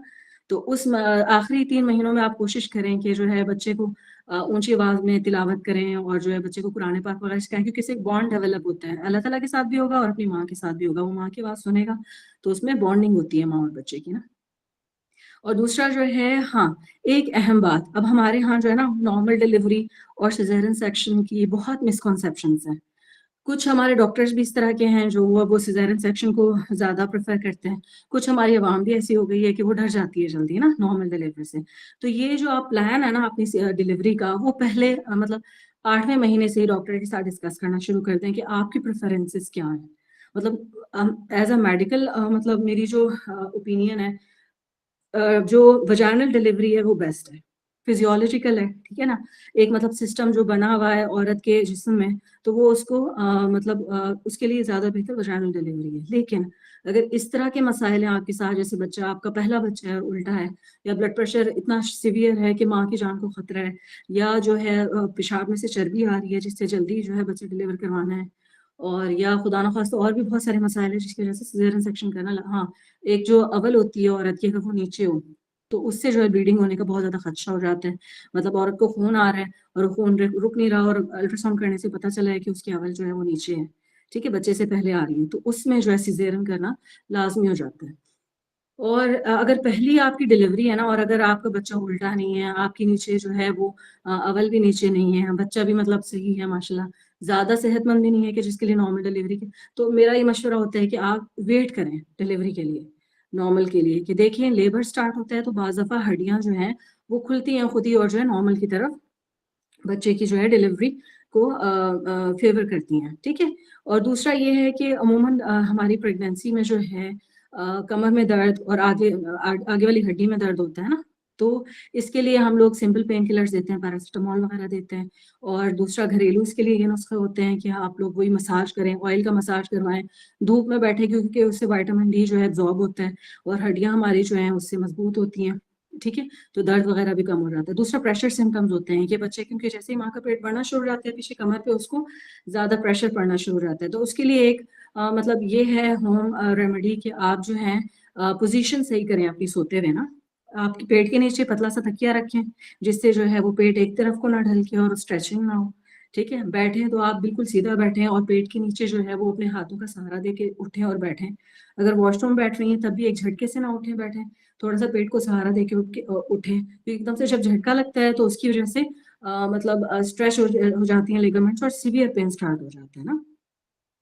तो और सोने के लिए पोज़ीशंस जो है आपको आराम से गूगल पे भी मिल जाएँगी प्रेग्नेंट औरत की ना, कि किस तरह से उसको सोना चाहिए जिससे उसको कम से कम कमर में दर्द होता है। लेकिन हाँ, ये है कि जो है बहरहाल ये दर्द साथ-साथ चलता है, और इसीलिए माँ के पाँव के नीचे जन्नत है।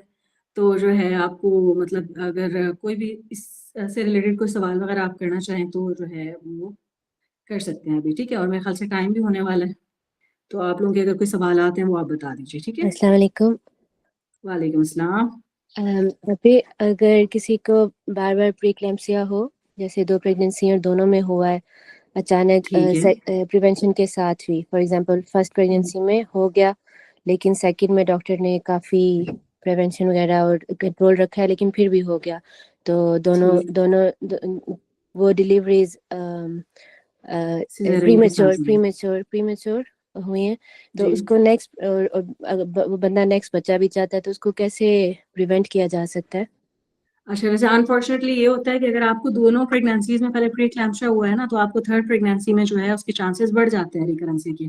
क्योंकि ये जो होता है बच्चे की जब प्लेसेंटा बन रही होती है ना, तो वो मतलब एब्नॉर्मल बनती है और सही से जो है एब्नॉर्मल यूँ कह लें कि वो सही से डायलेट नहीं होते वेसल्स, तो उसको खून नहीं पहुँचता, थोड़े से तंग वेसल्स डेवलप होते हैं ना, तो उसकी वजह से प्री-एक्लैम्प्सिया होता है। प्रिवेंशन के लिए यही सब कुछ होता है कि आप जो है मॉनिटरिंग अपनी अर्ली स्टार्ट करवाएँ, एस्पिरिन हम लोग देते हैं, ठीक है? एस्पिरिन जो है वो अगर 75 mg की एस्पिरिन हम लोग जैसे ही प्रेगनेंसी टेस्ट जो है उसका पॉजिटिव आता है ना, तो वो स्टार्टिंग से दे देते हैं, वो प्रिवेंशन के लिए बेस्ट है। उसकी रिसर्चेज़ हाँ, हुई हुई हैं, क्योंकि वो खून को पतला करती है और बच्चे की तरफ दौरानिया खून का ज़्यादा हो जाता है। ठीक है? ठीक। प्रिवेंशन के लिए एक तो ये हो गया। दूसरा ये हो गया कि जो है आपको फिज़िकल एक्टिविटी जो है ना, out of the pregnancy and in the pregnancy जो है ना, वो रखनी होगी। ठीक है, क्योंकि ठीक है। प्री एक्लैम्सिया के साथ जो है थोड़ा सा खून जमने का और ये सारे मसले भी ज्यादा बढ़ जाते हैं ना, तो अगर आप फिजिकल एक्टिविटी कम करोगे तो और भी कॉम्प्लिकेशंस हो जाती है ना। ठीक, ठीक है, और और इसमें ये है कि चांसेस बढ़ जाते हैं 2 प्रेगनेंसीज में प्री एक्लैम्सिया के बाद थर्ड में भी, लेकिन खुदा न खास्ता 100% नहीं होते, जी 20s या 16% इस तरह से हैं कि ज्यादा होंगे, बाकी परसेंट ये है कि इंशाल्लाह ताला प्रेगनेंसी नॉर्मल होगी। ठीक है, इंशाल्लाह। बाकी आउट ऑफ द प्रेगनेंसीज की प्रिवेंटिव मेजर्स वही हैं जैसे हम लोग ब्लड प्रेशर वालों को बताते हैं कि फिजिकल एक्टिविटी, अपनी एक्सरसाइज और जो है सॉल्ट इंटेक कम करें, थोड़ा सा जो ऑयल इंटेक रिफाइंड ऑयल है, ऑयल्स वगैरह है तो उसको जो है कम करें, विटामिन डी ज्यादा लें, ये भी प्रिवेंटिव मेजर है। ठीक आउट है, ऑफ प्रेगनेंसी भी, राइट? यस एग्जैक्टली, ठीक, आउट ऑफ और प्रेगनेंसी भी, और मतलब विटामिन डी अगर आप देखेंगे ना तकरीबन जो है मैं कहूंगी कि मेरे ख्याल से तो 80% जो हमारी अवाम है ना उनमें विटामिन डी जो है अगर डेफिशिएंसी नहीं है तो एटलीस्ट इनसफिशिएंसी जरूर है। ठीक है ना, ठीक, अब और इसके विटामिन डी लिए, जो है, सॉरी सॉरी, इसके लिए कोई सप्लीमेंट लेना स्टार्ट करना अच्छा होगा? हाँ जी, सप्लीमेंट्स लें आप, फिश ऑयल कैप्सूल्स आते हैं, मतलब वो जो है आपको ओवर द काउंटर भी मिल जाते हैं, कोई इसके लिए प्रिस्क्रिप्शन की जरूरत नहीं होती। दूसरा, आप फिश खाएं, उसमें ओमेगा ओके। 3 फैटी एसिड्स होते हैं और जो है विटामिन डी भी उसमें। और दूसरा जो है ये दूध वगैरह पिए, और हाँ धूप लगवाना जो है ना, जी ऑयल जो है ऑयल लगा के जैसे हमारे बच्चों को धूप लगवाते हैं, जो हमारा ट्रेडिशनल प्रोसीजर है, उसको जी अगर आप साइंटिफिकली देखें ना तो विटामिन डी जो है धूप के जरिए स्किन में बहुत अच्छा एब्जॉर्ब होता है, और क्योंकि वो फैट सॉल्युबल विटामिन है तो जब आप ऑयल लगा के धूप लगवाएंगे ना तो बहुत अच्छी तरह एब्जॉर्ब होगा। कोई भी ऑयल? हाँ, कोई भी ऑयल, मतलब फैट हो, ठीक है ठीक, ना, और कोई भी इसमें ऑयल हो, ऑलिव ऑयल अगर हो तो वो ज़ाहिर हमारे थोड़ा मजहबी लिहाज से भी हम लोग ज्यादा उसको प्रेफर करते हैं। ठीक, और वैसे अगर कोई भी ऑयल आप लगा के धूप लगवा और रही हैं, और हाँ जब धूप लगवा रही हैं तो लाइट कलर की क्लोथिंग पहने, क्योंकि डार्क कलर में रिफ्लेक्ट मतलब जो है वो धूप का जो विटामिन डी का वो है ना वो नहीं पहुंच पाता सही से ना, तो लाइट कलर की क्लोथिंग पहन के फिर धूप लगवाएं। ओके, और इसमें प्रोटीन इंटेक भी मैटर करती है जी जी, प्रोटीन डाइट इंटेक भी में? मैटर करती है, प्रोटीन, हाँ जी, प्रोटीन रिच डाइट खानी है आपने, लो ग्लाइसेमिक इंडेक्स खाना है, ठीक है ना, आपने कॉम्प्लेक्स कार्बोहाइड्रेट्स खाने हैं जिसमें सब्जियां वगैरह हो गई हैं, ठीक है ना, रिफाइंड आटा, ये चीजें बंद कर देनी है बिल्कुल। अब क्योंकि अ, देखिए ना प्रेवलेंस एक चीज की बढ़ रही है, जाहिर है कोई ना कोई कॉजेस तो हैं, और तब्दीलियां हमारी डाइट में यही आई है ना कि रिफाइंड चीजें जो है हम लोग खाने लगे हैं, बिल्कुल। फर्टिलाइज चीजें खाने लगे हैं, तो ये चीजें जो है हम लोगों को थोड़ी सी अवॉइड करनी पड़ेंगी। ठीक है, और इसमें प्रीक्लैम्सिया में क्या मर्द का स्पर्म भी अफेक्ट करता है? उसकी वजह हाँ से भी जी, होता है? अच्छा ये एक मतलब स्टडी है, मतलब ये इसको इतनी ज्यादा अप्रूवल नहीं मिली, लेकिन हाँ ओके। स्टडी है बहरहाल जो है ना, तो इसमें ये होता है कि अब मर्द का जो स्पर्म है ना वो औरत के लिए फॉरेन एजेंट है, ठीक है, ठीक, फॉरेन जी। है। तो हाँ हाँ। अब क्या होता है कि औरत की इम्यूनिटी जो है प्रेगनेंसी में कुदरती तौर पे कम हो जाती है, ताकि उस फॉरेन एजेंट को वो एक्सेप्ट करे, ठीक, ठीक है। अब लेकिन जो है बाज फीमेल की जो है वो इम्यूनिटी में कुछ प्रॉब्लम होता है, और बाज का स्पर्म जो है, मतलब स्पर्म की क्वालिटी भी मैटर करती है ना, अगर मेल जो है वो स्मोकिंग वगैरह करते हैं तो उस पर भी अफेक्ट होता है, प्री एक्लैम्सिया ठीक, पे भी, और ये सारी चीजें ना कि अगर मेल की भी हेल्थ ऑप्टिमल हेल्थ होनी चाहिए जब वो कंसीव कर रहे हैं, ठीक है। हमारे यहाँ ये ओके, मिसकॉन्सेप्शन है कि सब कुछ, अगर खुदा न खासा किसी को मिसकैरेजेस हो रहे हैं, ठीक है, और किसी को कोई और प्रॉब्लम हो रहा है तो वो सिर्फ और सिर्फ फीमेल का कसूर है, ऐसा नहीं होता। अगर ठीक, स्पर्म की क्वालिटी भी अच्छी नहीं ना होती तो जी, क्रोमोसोमल एबनॉर्मलिटीज और मिसकैरेजेस ज्यादा उस वजह से हो रहे होते हैं, ठीक। तो ठीक है। यानी लेकिन ये ज्यादा जो, बेसिक जो है ये एक स्टडी है, इसको इतना मतलब हमारी रिसर्च में इतना अप्रूव नहीं किया गया, लेकिन बहरहाल ये स्टडी है, ठीक है, तो यानी मतलब ये एक पॉसिबल रीजन हो सकता है। हाँ जी, बेस्ट रिजल्ट्स और प्रिवेंशन के लिए ये जो आपने सारे टिप्स दिए हैं, इन सब हाँ रिकमेंडेशंस जी, को मियाँ बीवी दोनों को फॉलो करना चाहिए, प्रेगनेंसी से हाँ पहले जी, ही, एग्जैक्टली। कंसेप्शन से पहले ही। फिश कॉर्ड ऑयल के कैप्सूल्स, या तो मतलब गुड क्वालिटी फिश, उसमें ओमेगा 3 फैटी एसिड होता है जो कि एग की क्वालिटी के ऊपर और स्पॉन्स की क्वालिटी के ऊपर बहुत अच्छी तरह इफेक्ट करता है। ओके, एंटीऑक्सीडेंट्स, ठीक है, विटामिन सी, ठीक, एंटीऑक्सीडेंट जो है आपके मतलब बॉडी से स्ट्रेस को रिलीज कर देते हैं, ठीक है ना, ओके, तो ऑक्सीडेंट्स को रिलीज मतलब बिल्कुल खत्म कर देते हैं, उनको जो है न्यूट्रलाइज कर देते हैं ना, तो वो एंटीऑक्सीडेंट्स आपको, विटामिन सी आजकल कीनो और ये जो है माल्टे वगैरह बहुत आ रहे हैं, उसमें बहुत अच्छा रिच विटामिन सी है। परफेक्ट। विटामिन ई जो एवियन के कैप्सूल्स हम लोग देते हैं वो भी हैं, लेकिन बहरहाल प्री एक्लैम्सिया की अपनी पैथोलॉजी है, उसमें ये है कि फीमेल की अपनी हेल्थ ज्यादा अच्छी होगी ना तो इंशाल्लाह ताला जो है प्री एक्लैम्सिया नेक्स्ट प्रेगनेंसी में कम से कम होगा। हाँ, ठीक, विटामिन डी की सप्लीमेंटेशन ठीक, वो लाजमी है। ठीक है, यहाँ पे दो और छोटे से क्वेश्चन मैं कर सकती जी हूँ जी क्या? बिल्कुल।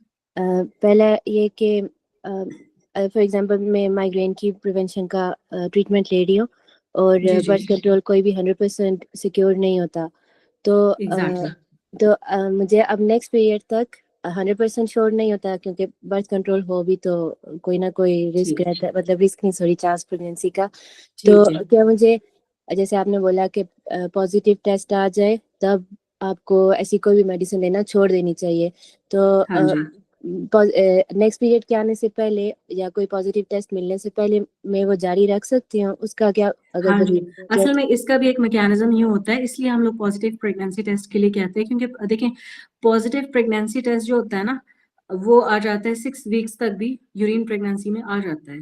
ठीक है, प्रेगनेंसी पॉजिटिव हो जाती है ना यूरिन में भी 6 वीक्स 7 वीक्स। उस वक्त तक जो है ऑल और नन फिनोमेना काम करता है। ठीक है, खुदा ना खास्ता अगर ओके, बच्चे के ऊपर कोई इफेक्ट हुआ तो बच्चा नहीं रहेगा, या अगर बच्चा रहेगा तो वो हेल्दी होगा।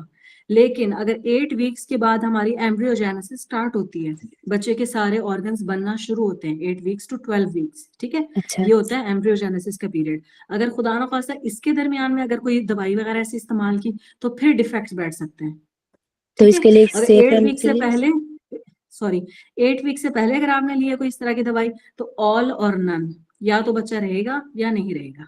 अगर रहेगा तो वो ठीक होगा, क्योंकि उसकी अभी एम्ब्रियोजेनेसिस स्टार्ट ही नहीं हुई।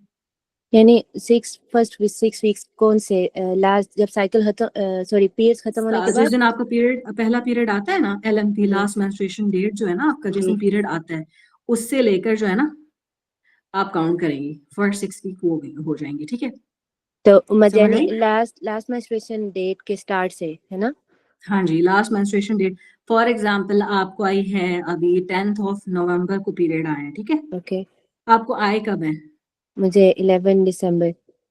11 दिसंबर को आए ना, तो जी, 11 दिसंबर टू 11 जनवरी हो गए आपके 4 वीक्स। ठीक ओके, हो गया, ठीक है। उससे आगे आपके हो गए 2 वीक्स 6 वीक्स ये हो गए। ओके, ठीक है यानी ना? इन 6 वीक्स में अगर मैं वो कोई भी ऐसा मेडिसिन ले भी रही हूँ तो इंशाल्लाह फर्क नहीं पड़ेगा बच्चे को? हाँ इंशाल्लाह ताला फर्क नहीं ओके, पड़ेगा इंशाल्लाह, परफेक्ट, क्योंकि वो अल्हम्दुलिल्लाह। मैकेनिज्म यही होता है ना। लेकिन अगर आप इससे पहले प्रेगनेंसी टेस्ट करवाना चाह रही हैं तो आप बीटा HCG, अगर आपको पीरियड्स मिस हो रहे हैं ना, जैसे जी आपके पीरियड्स उसी डेट पे आते हैं, ठीक है, जी। अगर आपको पीरियड्स मिस हो रहे हैं और आप पहले ही 3-4 दिन में टेस्ट करवाना चाह रही हैं तो बीटा HCG, आप सीरम बीटा HCG करा सकती हैं, ब्लड टेस्ट से जल्दी आ जाता है ना। वो कौन सा टेस्ट होता है, सॉरी? सीरम बीटा HCG मतलब जो हम यूरिन में बीटा HCG चेक करते हैं ना, वो हम ब्लड में कर सकते हैं, क्योंकि ब्लड में पहले आ जाता है। ओके, ब्लड में। ठीक, हाँ, या आप और उसको आपने, ब्लड प्रेगनेंसी टेस्ट कह के भी करवा सकती है ना। ठीक है, और ये किस वीक से कराना ठीक होता है, मतलब कंसेप्शन किस ये वीक जो से हो है सकती मतलब है? जैसे ही आपकी पीरियड्स मिस हुए हैं ना, फर्स्ट वीक में भी आ जाते हैं ये पॉजिटिव। ओके, और बस एक लास्ट क्वेश्चन कि जी जी अगर पीरियड्स के दौरान अगर हम शावर लें और उसके बाद पीरियड के एंड तक ब्लड फ्लो रुक रुक के आना शुरू हो जाए तो वो क्यों होता है, और ऐसा नॉर्मल है? अच्छा, देखिए इसकी ना मतलब कुछ साइकोलॉजिकल फैक्टर्स भी होते हैं ना। अगर अच्छा अच्छा। ये अगर इसको साइंटिफिकली आप ऐसे देख लें, अगर आप ठंडे पानी से शावर ले रही है ना तो फिर ठंडे पानी से वैसो कंस्ट्रिक्शन होती है। ठीक है, उससे पेन भी ठीक, होता है, पीरियड भी रुक रुक के आना शुरू हो जाते हैं। अगर आप वार्म बाथ ले रही हैं, हॉट वाटर से ले रही हैं, वैसो डायलेशन होगी और जो है ना उससे पेन भी इतना नहीं होता। ठीक है, और कुछ साइकोलॉजिकल फैक्टर होते हैं, प्लेसिबो इफेक्ट हम लोग इसको कहते हैं, कि जो जहन में बिठा लिया ना वो चीज होती है। ठीक है, कि ओके भाई मुझे पेन होगा अगर मैंने ठंडे पानी से, तो वो हो जाता है। और ये इसका ओके, बहुत बड़ा इफेक्ट है, साइंटिफिकली भी बहुत बड़ा इफेक्ट है। ठीक है, यानी इसको सोचना छोड़ दें कि रुकेगा नहीं हाँ, सोचना फिर। छोड़ दें। और हाँ ठीक है, जिस चीज से आपको पेन हो रहा है उस चीज को अवॉइड करें, लेकिन उसको अल्टरनेट ढूंढें। कि ये नहीं होना कि आपने पीरियड्स में नहाना ही नहीं है। ठीक है, ये है कि आप गर्म पानी से नहाएं, आप या एटलीस्ट जो है गर्म पानी से टांगे धो लें, या नीचे वाला एरिया ज्यादा धोएं जो मतलब सफाई मांगता है उन दिनों में ना, तो वो गर्म पानी से धोएं आप। ठीक है, ठीक है, okay, perfect, thank you so much आप। हाँ, कोई मसला नहीं। अस्सलाम अच्छा, वालेकुम कुछ और? रहमतुल्लाहि वबरकातुहू। वालेकुम अस्सलाम। फर्स्ट ऑफ ऑल मैं आपको बहुत थैंकफुल हूँ कि मैडम आपने हमें अपना वक्त दिया, और नहीं थ्रू आउट नहीं दैट सेशन मुझे बहुत अच्छा लगा आपको सुन के। और एक गायना की थैंक यू। जो डॉक्टर हैं वो जो आपने इश्यूज बताए, बीइंग अ डॉक्टर आपने डॉक्टर्स को भी उनके पॉइंट्स बताए कि जो उनको इम्प्रूव करने की ज़रूरत है, और हमें भी आपने एक नॉर्मल लेडी को भी बहुत सारे अच्छे पॉइंट्स बता दिए, अल्हम्दुलिल्लाह। अब मेरा एक जी सवाल है, जी जी। PCOS के लिहाज से अगर हम सीड साइक्लिंग कर रहे हैं और अल्हम्दुलिल्लाह हमें उसका पॉजिटिव इफेक्ट नज़र भी आ रहा है, तो फिर क्या हमें मेडिसिन पे जाना चाहिए? ये देखिए, मेडिकेशन जो है ना, अब हमारे जो है ना असल में इधर मिसकॉन्सेप्शंस बहुत हैं। मेडिकेशन हम लोग तब देते हैं जब हम लोग नॉर्मल लाइफस्टाइल और इन चीजों से मसले को हल नहीं कर सकते ना। अब जो हम लोग रिसर्चेस पढ़ते हैं ना बाहर की, मैं कहती हूँ जो अंग्रेज है ना वो सही ट्रैक पे जा रहे हैं, हम लोग नहीं ठीक ट्रैक पे जा रहे हैं। एज यहाँ पे पाकिस्तान में हम लोग क्या करते हैं, हम भागते हैं मेडिकेशंस की तरफ। मेडिकेशंस तब लो जब आपकी नॉर्मल हेल्दी एक्टिविटी भी उसके ऊपर इफेक्ट नहीं करी। सीड साइकिलिंग मैंने भी सुना है, लेकिन बहरहाल जो चीज प्रूवन नहीं है या मैंने रिसर्च में नहीं पढ़ी तो मैं उसको मतलब बिल्कुल ही परफेक्ट तो नहीं कह सकती, लेकिन हाँ एक नेचुरल चीज है ना ये। और सीड्स तो वैसे भी जो है सुपर फूड है, ठीक है। अगर फॉर एग्जांपल पीसीओएस के लिए इतना इफेक्टिव हो ना हो, बहरहाल आपकी बॉडी के अंदर एसेंशियल न्यूट्रिएंट्स को पूरा कर रहा है, तो अगर आपको सीड साइकिलिंग के साथ इफेक्ट हो रहा है तो ये वेल एंड गुड है, बेस्ट है, ठीक है ना। और दूसरा जो है मैंने आपको जैसे बताया ना कि पीसीओएस की एक फुल ब्लोन केस मैंने देखा है, बल्कि मेरी अपनी रिलेटिव ही है वो। आपको उसके लिए जाना चाहिए ट्रीटमेंट के लिए अगर आपको प्रॉब्लम हो रही है, लेकिन अगर आपको नेचुरल ऐसी चीज मैं ये रिकमेंड करती हूँ कि ऐसी बीमारी कि जो जिससे आपकी जान को खतरा है, या आप जैसे औलाद चाहते हैं, आपको पीसीओज है और आपकी एज 40+ हो गई है, तो फिर आप मेडिकेशंस की तरफ डायरेक्ट जाएं, ठीक है ना, फिर रिस्क ना लें। लेकिन अगर एग्जैक्टली आपके पास टाइम है, अपनी लाइफस्टाइल मॉडिफिकेशन करें, अपने आप को बेहतर बनाएं, अपनी सेहत को ठीक करें, फिर तो मेडिकेशन की तरफ जाने की जरूरत ही नहीं, क्योंकि वो हम लोग पढ़ते हैं कि साइड इफेक्ट्स क्या क्या हैं चीजों के, ठीक है। अब जो सीओसीपीज हम लोग उसके लिए देते हैं ना ट्रीटमेंट के लिए, उसके लिए कॉन्ट्रासेप्शन जो देते हैं, तो डेफिनेटली उसमें बहुत सारी चीजें हैं कि जिनको हमें देखना होता है कि ये रिस्की हैं, वो खून को गाढ़ा कर सकती हैं, उसमें ये प्रॉब्लम हो सकते हैं, उससे ये रिस्क बढ़ जाते हैं, उससे फला रिस्क बढ़ जाता है, ठीक है। वो डिटेल में मैं इतना नहीं जाऊंगी क्योंकि वो इंडिविजुअल पेशेंट का होता है। फिर हमारे जो है आवाम असल में ये भी होती है ना, फिर वो खौफ लेके बैठ जाती है दिल में कि नहीं मैंने ट्रीटमेंट लेनी नहीं है अब, तो इसलिए मैं डिटेल में नहीं जा रही। लेकिन बहरहाल अगर नेचुरल चीजों से आपका इफेक्ट हो रहा है तो वेल एंड गुड, ठीक है। अस्सलाम वालेकुम मैम। वालेकुम अस्सलाम। मैम अभी एक सिस्टर ने क्वेश्चन किया, मैं उसमें थोड़ी सी क्लैरिटी गेन करना चाहूँगी। जी हम जी कॉन्ट्रासेप्टिव्स यूज़ करते हैं या कोई ऐसी मेडिकेशन यूज़ करते हैं जिसमें मतलब हमें डॉक्टर ने कहा होता है कि प्रेगनेंसी ना हो, तो आपने बताया कि 6 वीक तक उस मेडिसिन का इफेक्ट नहीं होता, क्या ऐसा ही है? नहीं अच्छा नहीं, ये जो है ना थोड़ा सा मिस वो हो गई है, थोड़ी सी क्लैरिटी मैं कर दूं कि मेडिकेशंस वो वाली सीओसीपीज की बात नहीं हो रही थी यहाँ पर वो मेडिकेशंस हो रही थी जो आप ऑलरेडी किसी डिजीज की वजह से ले रहे हो, जी ठीक है। कोई आपको खुदा ना खास्ता, कोई अल्लाह ना करे किसी को कोई किडनी की प्रॉब्लम है, ठीक है, फिर जी वो जो ड्रग्स ले रहा है ब्लड प्रेशर को लोअर करने के लिए, सी इनहिबिटर्स हम लोग लेते हैं, ठीक है, वो जी उसकी जिंदगी को चलाने के लिए असेंशियल ड्रग्स हैं। कोई जी जी मिर्गी का मरीज है, वो मिर्गी की ड्रग्स ले रहा है, ठीक है, तो वो उसके लिए जी बहुत असेंशियल ड्रग्स हैं उस औरत के लिए, लेकिन उसके लिए प्रेगनेंसी भी जरूरी है, ठीक है। तो जी उसके हम वो ड्रग्स पहले ही बंद नहीं कर सकते कि वो प्रेग्नेंट होना चाहती है कि हम ये ड्रग बंद कर दें, नहीं, क्योंकि वो औरत की सेहत को खराब कर देगी, उसको झटके आना शुरू हो जाएंगे। तो फिर जब ओके उसको पीटी पॉजिटिव हो जाती है ना कि हाँ जी भाई अब प्रेगनेंसी उसको पॉजिटिव हो गई है, अब हम सेफ ड्रग्स की तरफ आते हैं, ठीक है। ठीक है अब सेफ ड्रग्स जो होती है ना वो थोड़ी सी लेस इफेक्टिव होती है अनसेफ ड्रग्स से, ठीक ठीक है ना। है फर्स्ट प्रायोरिटी हमारी वो नहीं होती है, हमारी वो सेकंड प्रायोरिटी होती है, क्योंकि हमें माँ और बच्चे को देखना होता है दोनों को, कि चलो हम लोग थोड़ी सी लेस इफेक्टिव ड्रग के ऊपर आ जाए, ओके ठीक है, क्योंकि इसमें बच्चे की भी मतलब जान बचाई जा सकती है ना। तो ये उन ड्रग्स के बारे में बात हो रही है। बाकी जो सीओसीपीज हो रही हैं वो अगर आप एक दिन भी लॉस करोगे ना, मतलब एक दिन भी अगर आपकी डिले हो गई ना, जो अगर for example combined oral contraceptive पिल है, अगर आपकी एक दिन मिस हो गई तो फिर तो इतना इफेक्ट नहीं होता। अगर 2 दिन मिस हो गई तो फिर आपको प्रेगनेंसी हो सकती है। तो उसके लिए हम लोग जो है मतलब वो साइकिल देखते हैं कि साइकिल के कौन से दिनों में मिस हुई है ना, आखिरी दिनों में मिस हुई है, स्टार्टिंग के दिनों में मिस हुई है। सीओसीपीज तो हम लोग दे ही प्रेगनेंसी को प्रिवेंट करने के लिए रहे हैं ना, ओके तो वो ओके हम लोग जो है first to second day of periods पे स्टार्ट करते हैं, ठीक है ना, वो थ्रू और फिर चलाते रहते हैं। फिर वो डिपेंड करता है सीओसीपीज की काइंड कौन सी है, दरमियान में हमें छोड़ के चलानी है या कंटिन्यूस चलानी है, तो वो अलग बात है, ठीक है। ड्रग तो से मेरी मुराद दवाइयां हैं ऐसी जो किसी बीमारी के लिए इस्तेमाल होती हैं, ठीक है, क्योंकि हमारे असल में मेडिकल में ड्रग्स ही टर्मिनोलॉजी इस्तेमाल की जाती है ना। बाकी जो सीओसीपीज है वो कॉन्ट्रासेप्शन के लिए वो अलग चीज है।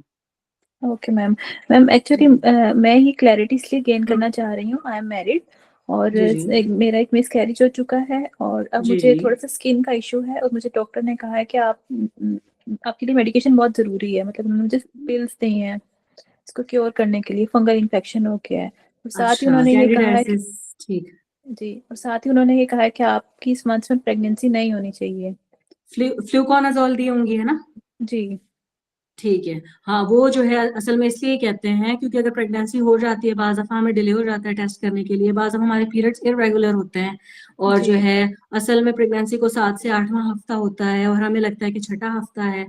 तो जो है इसलिए जो है प्रिवेंशन के लिए कहते हैं कि प्रेगनेंसी ना हो इस हफ्ते में। तो उसके लिए बेस्ट यही है कि आपको अपनी फर्टिलिटी विंडो का पता होना चाहिए, ठीक है? तो उस ओके दौरान आप एहतियात करें या फिर डबल जो है वो कॉन्ट्रासेप्शन यूज करें, एक बैरियर मेथड यूज कर लें कॉन्डोम वगैरह, उसके साथ जो है मतलब कोई और कॉन्ट्रासेप्शन आप इस्तेमाल करें जो आपकी डॉक्टर आपको रिकमेंड करती है। माइग्रेन वालों के लिए हार्मोनल जो है कॉन्ट्रासेप्शन मना होती हैं, तो वो जो जिसको कॉइल कहते हैं या आईयूसीडी कहते हैं, ये चीजें वो इस्तेमाल कर सकती है ना, कॉपर कॉइल वगैरह। ठीक है, ठीक है इसकी अपनी मैम अपनी कॉन्ट्रा इंडिकेशंस हैं। ठीक है, तो डबल जी कॉन्ट्रासेप्शन भी यूज कर सकते हैं ना। बैरियर मेथड आप मतलब यूज करें इस अरसे में लाजमी। तो बैरियर मेथड के समय थोड़े से फेलियर रेट ज्यादा हैं बाकी कॉन्ट्रासेप्शन से ना, तो इस ठीक वजह है से इसके साथ कोई मिला के इस्तेमाल कर लें, इस तरह से होता है। ठीक है। और मैम एक और चीज मुझे क्लियर करनी थी कि प्रेगनेंसी में जी। रेगुलर चेकअप का कितना रोल है? हाँ, प्रेगनेंसी में रेगुलर चेकअप का बहुत अच्छा रोल है, लेकिन आपको ये पता होना चाहिए कि रेगुलर चेकअप्स जो हैं नॉर्मल फीमेल के लिए अलग हैं और हाई रिस्क प्रेगनेंसी के लिए अलग हैं, ठीक है? ठीक है तो तो ये जो है मोस्टली मतलब रेगुलर चेकअप्स हम लोग ऐसे करते हैं कि स्टार्टिंग के मंथ में हम लोग जो है जैसे ही प्रेगनेंसी को टेस्ट पॉजिटिव हो जाता है तब पेशेंट को हम लोग बुलाते हैं अपने पास। तो ये सारी चीजें हम लोग रूल आउट करते हैं ना कि पहले से कोई दवाई तो नहीं खा रही, पहले से कोई डिजीज तो नहीं है, तो वो फर्स्ट जो है हम लोग रेगुलर चेकअप तब करते हैं ना। तो ठीक है और जो है फिर हम लोग डेटिंग स्कैन के लिए बुलाते हैं 2 से 4 हफ्ते के बाद। फिर सेकंड जी ट्राइमेस्टर में जो है एक दफा बुलाते हैं। थर्ड ट्राइमेस्टर में हम लोग देखते हैं सिचुएशन को कि जो है पेशेंट को कोई हाई रिस्क फैक्टर तो नहीं है, फिर उस हिसाब से उसको 2 वीकली 1 वीकली या 4 वीकली बुलाते हैं ना। तो ओके जैसे आपके डॉक्टर आपको कह रही है ना, इंडिविजुअलाइज्ड केसेस होते हैं ये, हर हम्म किसी के लिए सेपरेट होता है। ठीक है मतलब अगर नॉर्मल जा रही है प्रेगनेंसी, फिर चाहे आप ट्राइमेस्टर में एक एक दफा दिखा लो, मंथ में एक एक दफा दिखा लो ना, वो भी इनफ होता है। लेकिन जो सही है वो जैसे आपको आपके डॉक्टर कहेंगे ना, वो बेहतरीन होगा। ओके। और मैम मल्टीविटामिन्स का मैं हमारी लाइफ में कितना रोल है? मतलब क्या ऑल्टरनेट पे कोई ना कोई मल्टीविटामिन यूज करना चाहिए? करना चाहिए, लेकिन देखिए बेस्ट जो है ना क्वालिटी विटामिन जो होती हैं वो आपके नेचुरल फूड से मिलती हैं, बेस्ट क्वालिटी विटामिन, ठीक है? क्योंकि ठीक है देखिए एक विटामिन को एब्जॉर्ब होने के लिए दूसरी चीज की हेल्प की जरूरत होती है ना, तो वो जी कुदरती तौर पे हमारे नेचुरल फूड में मौजूद है। जी अब एक और चीज मैं आप लोगों को क्लियर कर दूं, जैसे हम लोगों को आयरन की भी जरूरत है, कैल्शियम की भी जरूरत है, तो हम लोगों को मल्टीविटामिन ले रहे हैं ना, हम लोगों को अलग अलग टाइम पे लेनी है, क्योंकि कैल्शियम जो है वो आयरन की एब्जॉर्प्शन को कम करता है। इसी वजह से आयरन आयरन की जो टेबलेट्स होती है ना, हम लोग चाय के साथ दूध के साथ नहीं लेते हैं, हम लोग पानी के साथ लेते हैं, क्योंकि उसमें कैल्शियम होता है, वो उसकी एब्जॉर्प्शन को कम कर देता है। तो नेचुरल फूड अगर आप अच्छा खा रहे हो ना और साथ में थोड़ा सा सुपर फूड भी इस्तेमाल कर रहे हो, जिसके अंदर ये सीड साइकिलिंग हो गई, सीड साइकिलिंग ना भी करें, यूजुअल डाइट में आप थोड़ी थोड़ी चीजें इस्तेमाल करें, नट्स, हाँ सॉरी मैं डाइट की तरफ कह रही थी आए, तो उसमें जो है आपको फ्रूट्स वेजीज रेगुलर लेनी है, ठीक है? एक पोर्शन उनका लेना है लाजमी। वेजीज तो आप ठीक जितनी भी है इस्तेमाल करें, ग्रीन वेजीज, ठीक है? फ्रूट्स का जी भी आपने एक पोर्शन लेना है। नट्स लाजमी इस्तेमाल करें। हमारे यहाँ जो है गर्मियों में नट्स नहीं इस्तेमाल करते कि गर्म तासीर है ये वो, ऐसा कुछ नहीं होता। आप जो है थोड़ी क्वांटिटी में, मॉडरेट क्वांटिटी में रोजाना खा सकते हैं नट्स। सीड्स में सनफ्लावर सीड्स हो गए, पंपकिन सीड्स हो गए, चिया सीड्स हो गए, और जो है और भी सीड्स बेहतरीन है। और हम लोगों की और कलौंजी जो है, इसको भी सुपर फूड कहा जाता है। हम लोग असल में ये है ना कि अपने वो घर की मुर्गी दाल बराबर वाला हिस्सा करते हैं ना, तो जो जी है फिर रिसर्च को देख के फिर वो करते हैं। आप एक चुटकी कलौंजी को ना अपनी डाइट का हिस्सा बना लें, उसकी रिसर्चेज अब निकली हैं। हमें रिसर्चेज की वैसे जरूरत नहीं है सुन्नत हमारे लिए, लेकिन बहरहाल उसकी बहुत रिसर्चेज आई हैं कि वो आपकी इम्यूनिटी को बूस्ट करता है। जब इम्यूनिटी बूस्ट हो गई, आपकी सारी बीमारियां खत्म हो गई। सही। और मैम इसका कोई ठीक है टाइम ना? भी होता है? मतलब कलौंजी आपने ये कहा एक चुटकी जिंदगी का हिस्सा बना ले, तो किस हाँ टाइम हाँ, पे? ये कोई टाइम नहीं है, किसी भी टाइम आप अपनी बेड जो है साइड टेबल पे रख लें, बेडरूम की, और जो बस एक चुटकी आप पानी के साथ कभी भी ले लें, कोई प्रॉब्लम है इसमें। बल्कि ओके ये जो है अपने बेड साइड पे जो है वो साइड टेबल पे अपने फ्रूट्स भी रखे हैं, नट्स रखे हैं, जिस वक्त आप, क्योंकि माएँ जो होती है ना बच्चों में बिजी होती हैं, वो नहीं खा पाती, उनको टाइम मैनेजमेंट बहुत मुश्किल लगता है ना, तो जी वो या तो अगर अब मैं तो यूं करती हूँ कि अपर पहना हुआ होता है अपनी पॉकेट में डाल लेती हूँ ना, चलते फिरते सही खाते रहें। ठीक है, और पहले हमारी माएँ बनाती थी, पिनिया बनाती थी, और जो है ये दूध में ड्राई फ्रूट वगैरह वो करके देती थी। हमारे पास अब टाइम कहाँ है ये सारे काम करने का? देसी घी होता था, मक्खन होता था। तो अब हमारे अंग्रेज वापस इसी चीजों पे आ रहे हैं ना, ऑर्गेनिक चीजें खाएं जी और नॉन ऑर्गेनिक को प्रिवेंट करें, तो अब वही चीजें हमारी पिछले पिछले वाली आ गई हैं वापस।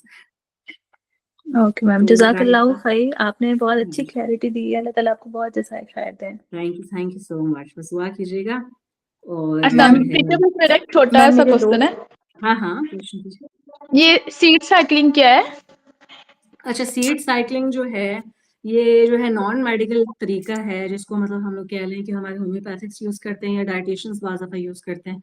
उसमें कुछ सीड्स होते हैं जिसमें कोई पम्पकिन सीड्स और ये सीड्स होते हैं ना, तो वो साइकिल के स्टार्ट में देते हैं और फिर एंड पे देते हैं। मैं इसके बारे में खैर कोई कमेंट नहीं करना चाहूंगी क्योंकि ये फिर मेरे प्रोफेशन से थोड़ा सा चेंज हो जाएगा। ये असल में गूगल और इंस्टा पे सारी चीजें ये इसमें पड़ी हुई होंगी, अगर आप यूज करना चाहें तो इसमें कोई ऐसा साइड इफेक्ट तो नहीं है, लेकिन बहरहाल सोल मेथड ये नहीं होना चाहिए कि आप इस पे नहीं आंखें बंद नहीं करके टीचर, यूज नहीं करना है, बस मतलब वैसे मैं पूछ रही थी कि पता नहीं हाँ क्या हाँ है, सीड साइक्लिंग में इसलिए। ये होता है, सीड साइक्लिंग जो होती है ना, जज़ाक हमारे जो ये नेचुरल सीड्स नहीं होते, बीज होते हैं, जैसे जिसको हम लोग ये सनफ्लावर के सीड्स हो गए, पम्पकिन के सीड्स हो गए, चिया सीड्स हो गए, ये इस तरह के सीड्स जो है ना वो हम साइकिल के कुछ दिनों के लिए खाते हैं और कुछ दिनों के लिए दूसरे खाते हैं, कुछ दिनों के लिए दूसरे खाते हैं। तो ये जो है जी ना ठीक है। पीसीओएस को हाँ मैनेज करने के लिए एक सीड साइक्लिंग चलाता है ना, तो ये है जी ठीक तरीका। है। जी ओके, मेरे 2 जज़ाकल्लाह छोटे टीचर। सवाल हैं, आप प्लीज़ उनका आंसर कर दीजिए। जी जी, मुझे जी ये जी पूछना था कि जब हम हेयर रिमूव करते हैं, उसके बाद जो ग्रोथ होती है, हम्म सो वो जो फर्स्ट के जो हम्म लाइक 2 और 5 डेज़ होते हैं, उसमें मतलब काफ़ी ईचिंग होती है और थोड़े-थोड़े से दाने भी आ हाँ हाँ जाते हैं, तो हाँ उसको कैसे डील करने हैं? हाँ हाँ जी, इसको जो है हम लोग फॉलिकुलाइटिस कहते हैं। वो हल्का सा इन्फेक्शन हो जाता है इसका ना, मतलब हेयर ग्रोथ जब हो रही होती है, इनग्रोन हेयर हो जाते हैं, फिर वहां पे थोड़े से बैक्टीरिया होते हैं जिसकी वजह से फॉलिकुलाइटिस होती है। उससे अगर आप इस तरह से प्रिवेंट कर सकते हो, आप स्क्रबिंग करो ना उस जगह की, जब फॉर एग्जाम्पल हेयर रिमूव कर रहे हो ना, आप कोई भी अच्छा सा स्क्रब ले लो या शुगर स्क्रब ले लो, तो उससे जब आप स्क्रबिंग करोगे तो वो पोर्स जो है ना वो बंद नहीं होती। ठीक है, थोड़ा एलो जेल डाल लें या कोई जी। एंटीबैक्टीरियल उसके अंदर थोड़ा मिक्स कर लें, तो फिर उससे वो बैक्टीरिया भी खत्म हो जाते हैं, और जो है ना वो स्क्रबिंग करेंगे ना जब पहले दिन, दूसरे दिन, तीसरे दिन, वो पोर्स बंद नहीं होंगी तो वो इजिली हेयर आएंगे, तो फिर वो फॉलिकुलाइटिस नहीं होती उससे। अगर हो चुकी हुई है तो उसके लिए कोई भी जो है ओवर द काउंटर जी। मेडिकेशन आप यूज कर लें, कोई मतलब एंटीबैक्टीरियल न्यूमाइसिन यूज कर लें या कोई पॉलीफैक्स यूज कर लें, तो बस वो उससे ठीक हो जाता है। लेकिन ज्यादा वही होता है इनग्रोन हेयर ना, तो आप अगर स्क्रबिंग करेंगी ना, या अच्छा कोई बॉडी जी। स्क्रबर यूज करें सोप के साथ जो है ना, तो उससे वो पोर्स बंद नहीं होती। जी, और मैम एक और बात पूछनी थी, जैसे अभी मुझे जी होता जी है, अभी मतलब पिछले साल से ही, मतलब 1 साल से मुझे जभी भी पीरियड्स आते हैं तो उसके 1 या 2 दिन पहले से या फिर सेम डे ही मुझे ब्राउन डिस्चार्ज होता है और मेरी बॉडी में ऐसे ब्लू हम्म। मार्क हो जाते हैं और मेरे चेस्ट में भी पेन होता है, तो मतलब ये नॉर्मल है? अच्छा, ये पीरियड आने के पहले ही होता है, मतलब वैसे नहीं होता यूजली? जी। नहीं मैम, अच्छा मतलब जब मुझे देखें, पीरियड्स आने होते हैं ना ब्रेस्ट तो में मुझे पेन जो होना, जी जी, अच्छा ब्रेस्ट में जो पेन होना है ना, वो तो जी। पीरियड्स की अगर साइक्लिंग में हो रहा है ना, पीरियड से पहले हो रहा है, वो नॉर्मल है। प्रोजेस्टेरॉन जैसे ही बॉडी के अंदर हाई होगा ना, तो आपको ब्रेस्ट में पेन होता है, अगर साइक्लिकल है। ठीक है, साइक्लिकल का मतलब पीरियड से पहले ही हो रहा है, आपने 3-4 दफा डायरी में नोट किया भाई कि हाँ मुझे पीरियड से पहले ही हो रहा है, उसके बाद खत्म हो जाता है, साइक्लिकल पेन इज सेफ। ठीक है, वो एक जी। प्रोजेस्टेरॉन हाई होने की वजह से होता है, प्रोजेस्टेरॉन मेडिकेशन भी लेंगे तब भी होता है ब्रेस्ट में पेन। दूसरा ब्राउनिश डिस्चार्ज जो है, वो भी कोई एज स्पेसिफिक नहीं होता अगर प्रेगनेंसी नहीं है तो। ठीक है, क्योंकि हो सकता है कि वो स्टार्ट आपको मतलब पीरियड्स होने की वजह से जो सर्विक्स हमारी डायलेट होती है ना, तो सर्विक्स से थोड़ा सा हल्की सी पुरानी ब्लीडिंग होती है, जमी जमी हुई वो निकल रही होती है ना, वो भी कोई स्पेसिफिक नहीं है। जो आपकी बॉडी पे ब्राउन वो सॉरी ब्लू कलर के स्पॉट्स पड़ रहे हैं, नील की तरह जिसको कहते हैं ना, जी। जी। जी। नील है ना, और नील की तरह पड़ते हैं ना, पूरी बॉडी पे पड़ते हैं। जी। नहीं मैम, ऐसा पूरी और बॉडी ब्रश पे नहीं करते होता हुए है, जैसे खून, कभी थाइज में होते हैं तो कभी हैंड्स में होते हैं, हाँ हाँ, तो ऐसे छोटे और छोटे ब्रश स्पॉट्स करते टाइप हुए के कभी बने खून हुए तो नहीं होते हैं। आता, मसूड़ों से खून तो नहीं आता ब्रश करते हुए? नहीं नहीं। नहीं। अच्छा, और ब्लीडिंग ज्यादा तो नहीं होती है पीरियड्स में? नहीं मुझे मैम, जब से मैंने कोविड की वैक्सीन लगवाई हुई है ना, तो मुझे ब्लीडिंग सिर्फ 2 डेज होती है, थर्ड डे में मेरा काफी मतलब बहुत ही अच्छा कम हो जाती है एंड फोर्थ डे तो सारी ही खत्म हो जाती है। अच्छा, फिर तो इतना कोई प्रॉब्लम नहीं है, लेकिन ब्रूजेस के लिए थोड़ा सा आपको वर्कअप करवाना चाहिए, क्योंकि ब्रूजेस नॉर्मली नहीं होते जब पीरियड्स आ रहे होते हैं ना, तो हो सकता है कि बाज दफा जो है ना प्लेटलेट्स कम हो रहे होते हैं, कभी बुखार होता है, कभी मलेरिया की वजह से या किस वजह से, तो उसके बाद भी पड़ना शुरू हो जाता है ना। तो आप एक दफा अपना थोड़ा सा ब्लड का वर्कअप करा जी। लें, फुल ब्लड काउंट करवा लें ना, उसके साथ फुल ब्लड काउंट में आपका जी एच मैम। वगैरह चेक करते हैं, वो प्लेटलेट्स चेक करते हैं, ठीक है, और WBCs वगैरह चेक करते हैं ना, और ये सारा फुल ब्लड काउंट करवा लें, साथ में PTA PTT करवा लें। अगर वो नॉर्मल है फिर तो कोई प्रॉब्लम नहीं है, अगर उसमें कुछ आ रहा है तो फिर वो डॉक्टर आपको उस हिसाब से गाइड कर देगा, ठीक, क्योंकि ब्रूजेस नॉर्मल नहीं है, बाकी आपके सिम्टम्स जी नॉर्मल है, लेकिन अगर एक दो ब्रूज कभी कभार पड़ गया तो बाज़ दफा चोट लगी हुई होती है और पता नहीं चलता, तो उस वजह से भी हो सकता है। नहीं नहीं मैम, पीरियड्स के आने के 1 वीक पहले ही होता है, एंड पीरियड्स जब मेरे स्टार्ट होते हैं उसके 2 से 3 दिन बाद वो चले जाते हैं खुद ब खुद। चले जाते हैं, लेकिन ब्रूजेस नॉर्मल नहीं है, ठीक है, पीरियड्स में ये प्री मेंस्ट्रुअल सिंड्रोम का हिस्सा नहीं है, जी जो होता है ना ये ब्रेस्ट पेन, उसका हिस्सा नहीं है ये। तो इसके लिए बस तसल्ली के लिए अपना करवा लें, अगर सब कुछ ठीक है फिर तो कोई प्रॉब्लम नहीं, फिर कोई और मतलब हो सकता है, वजह हो सकती है, ठीक है, अपना ब्लड जी, काउंट करवा लीजिए बाद जज़ाकल्लाह में, खैर मैम। कोई मसला नहीं। जी। हाँ जी, और कोई सवाल? चलें, ठीक हो गया, फिर सारे सवालात हो गए, फिर इंशाल्लाह ताला मुलाकात होगी, अल्लाह खैर करे, ठीक है। चलें जनाब, thank you so very much, thank you for the opportunity.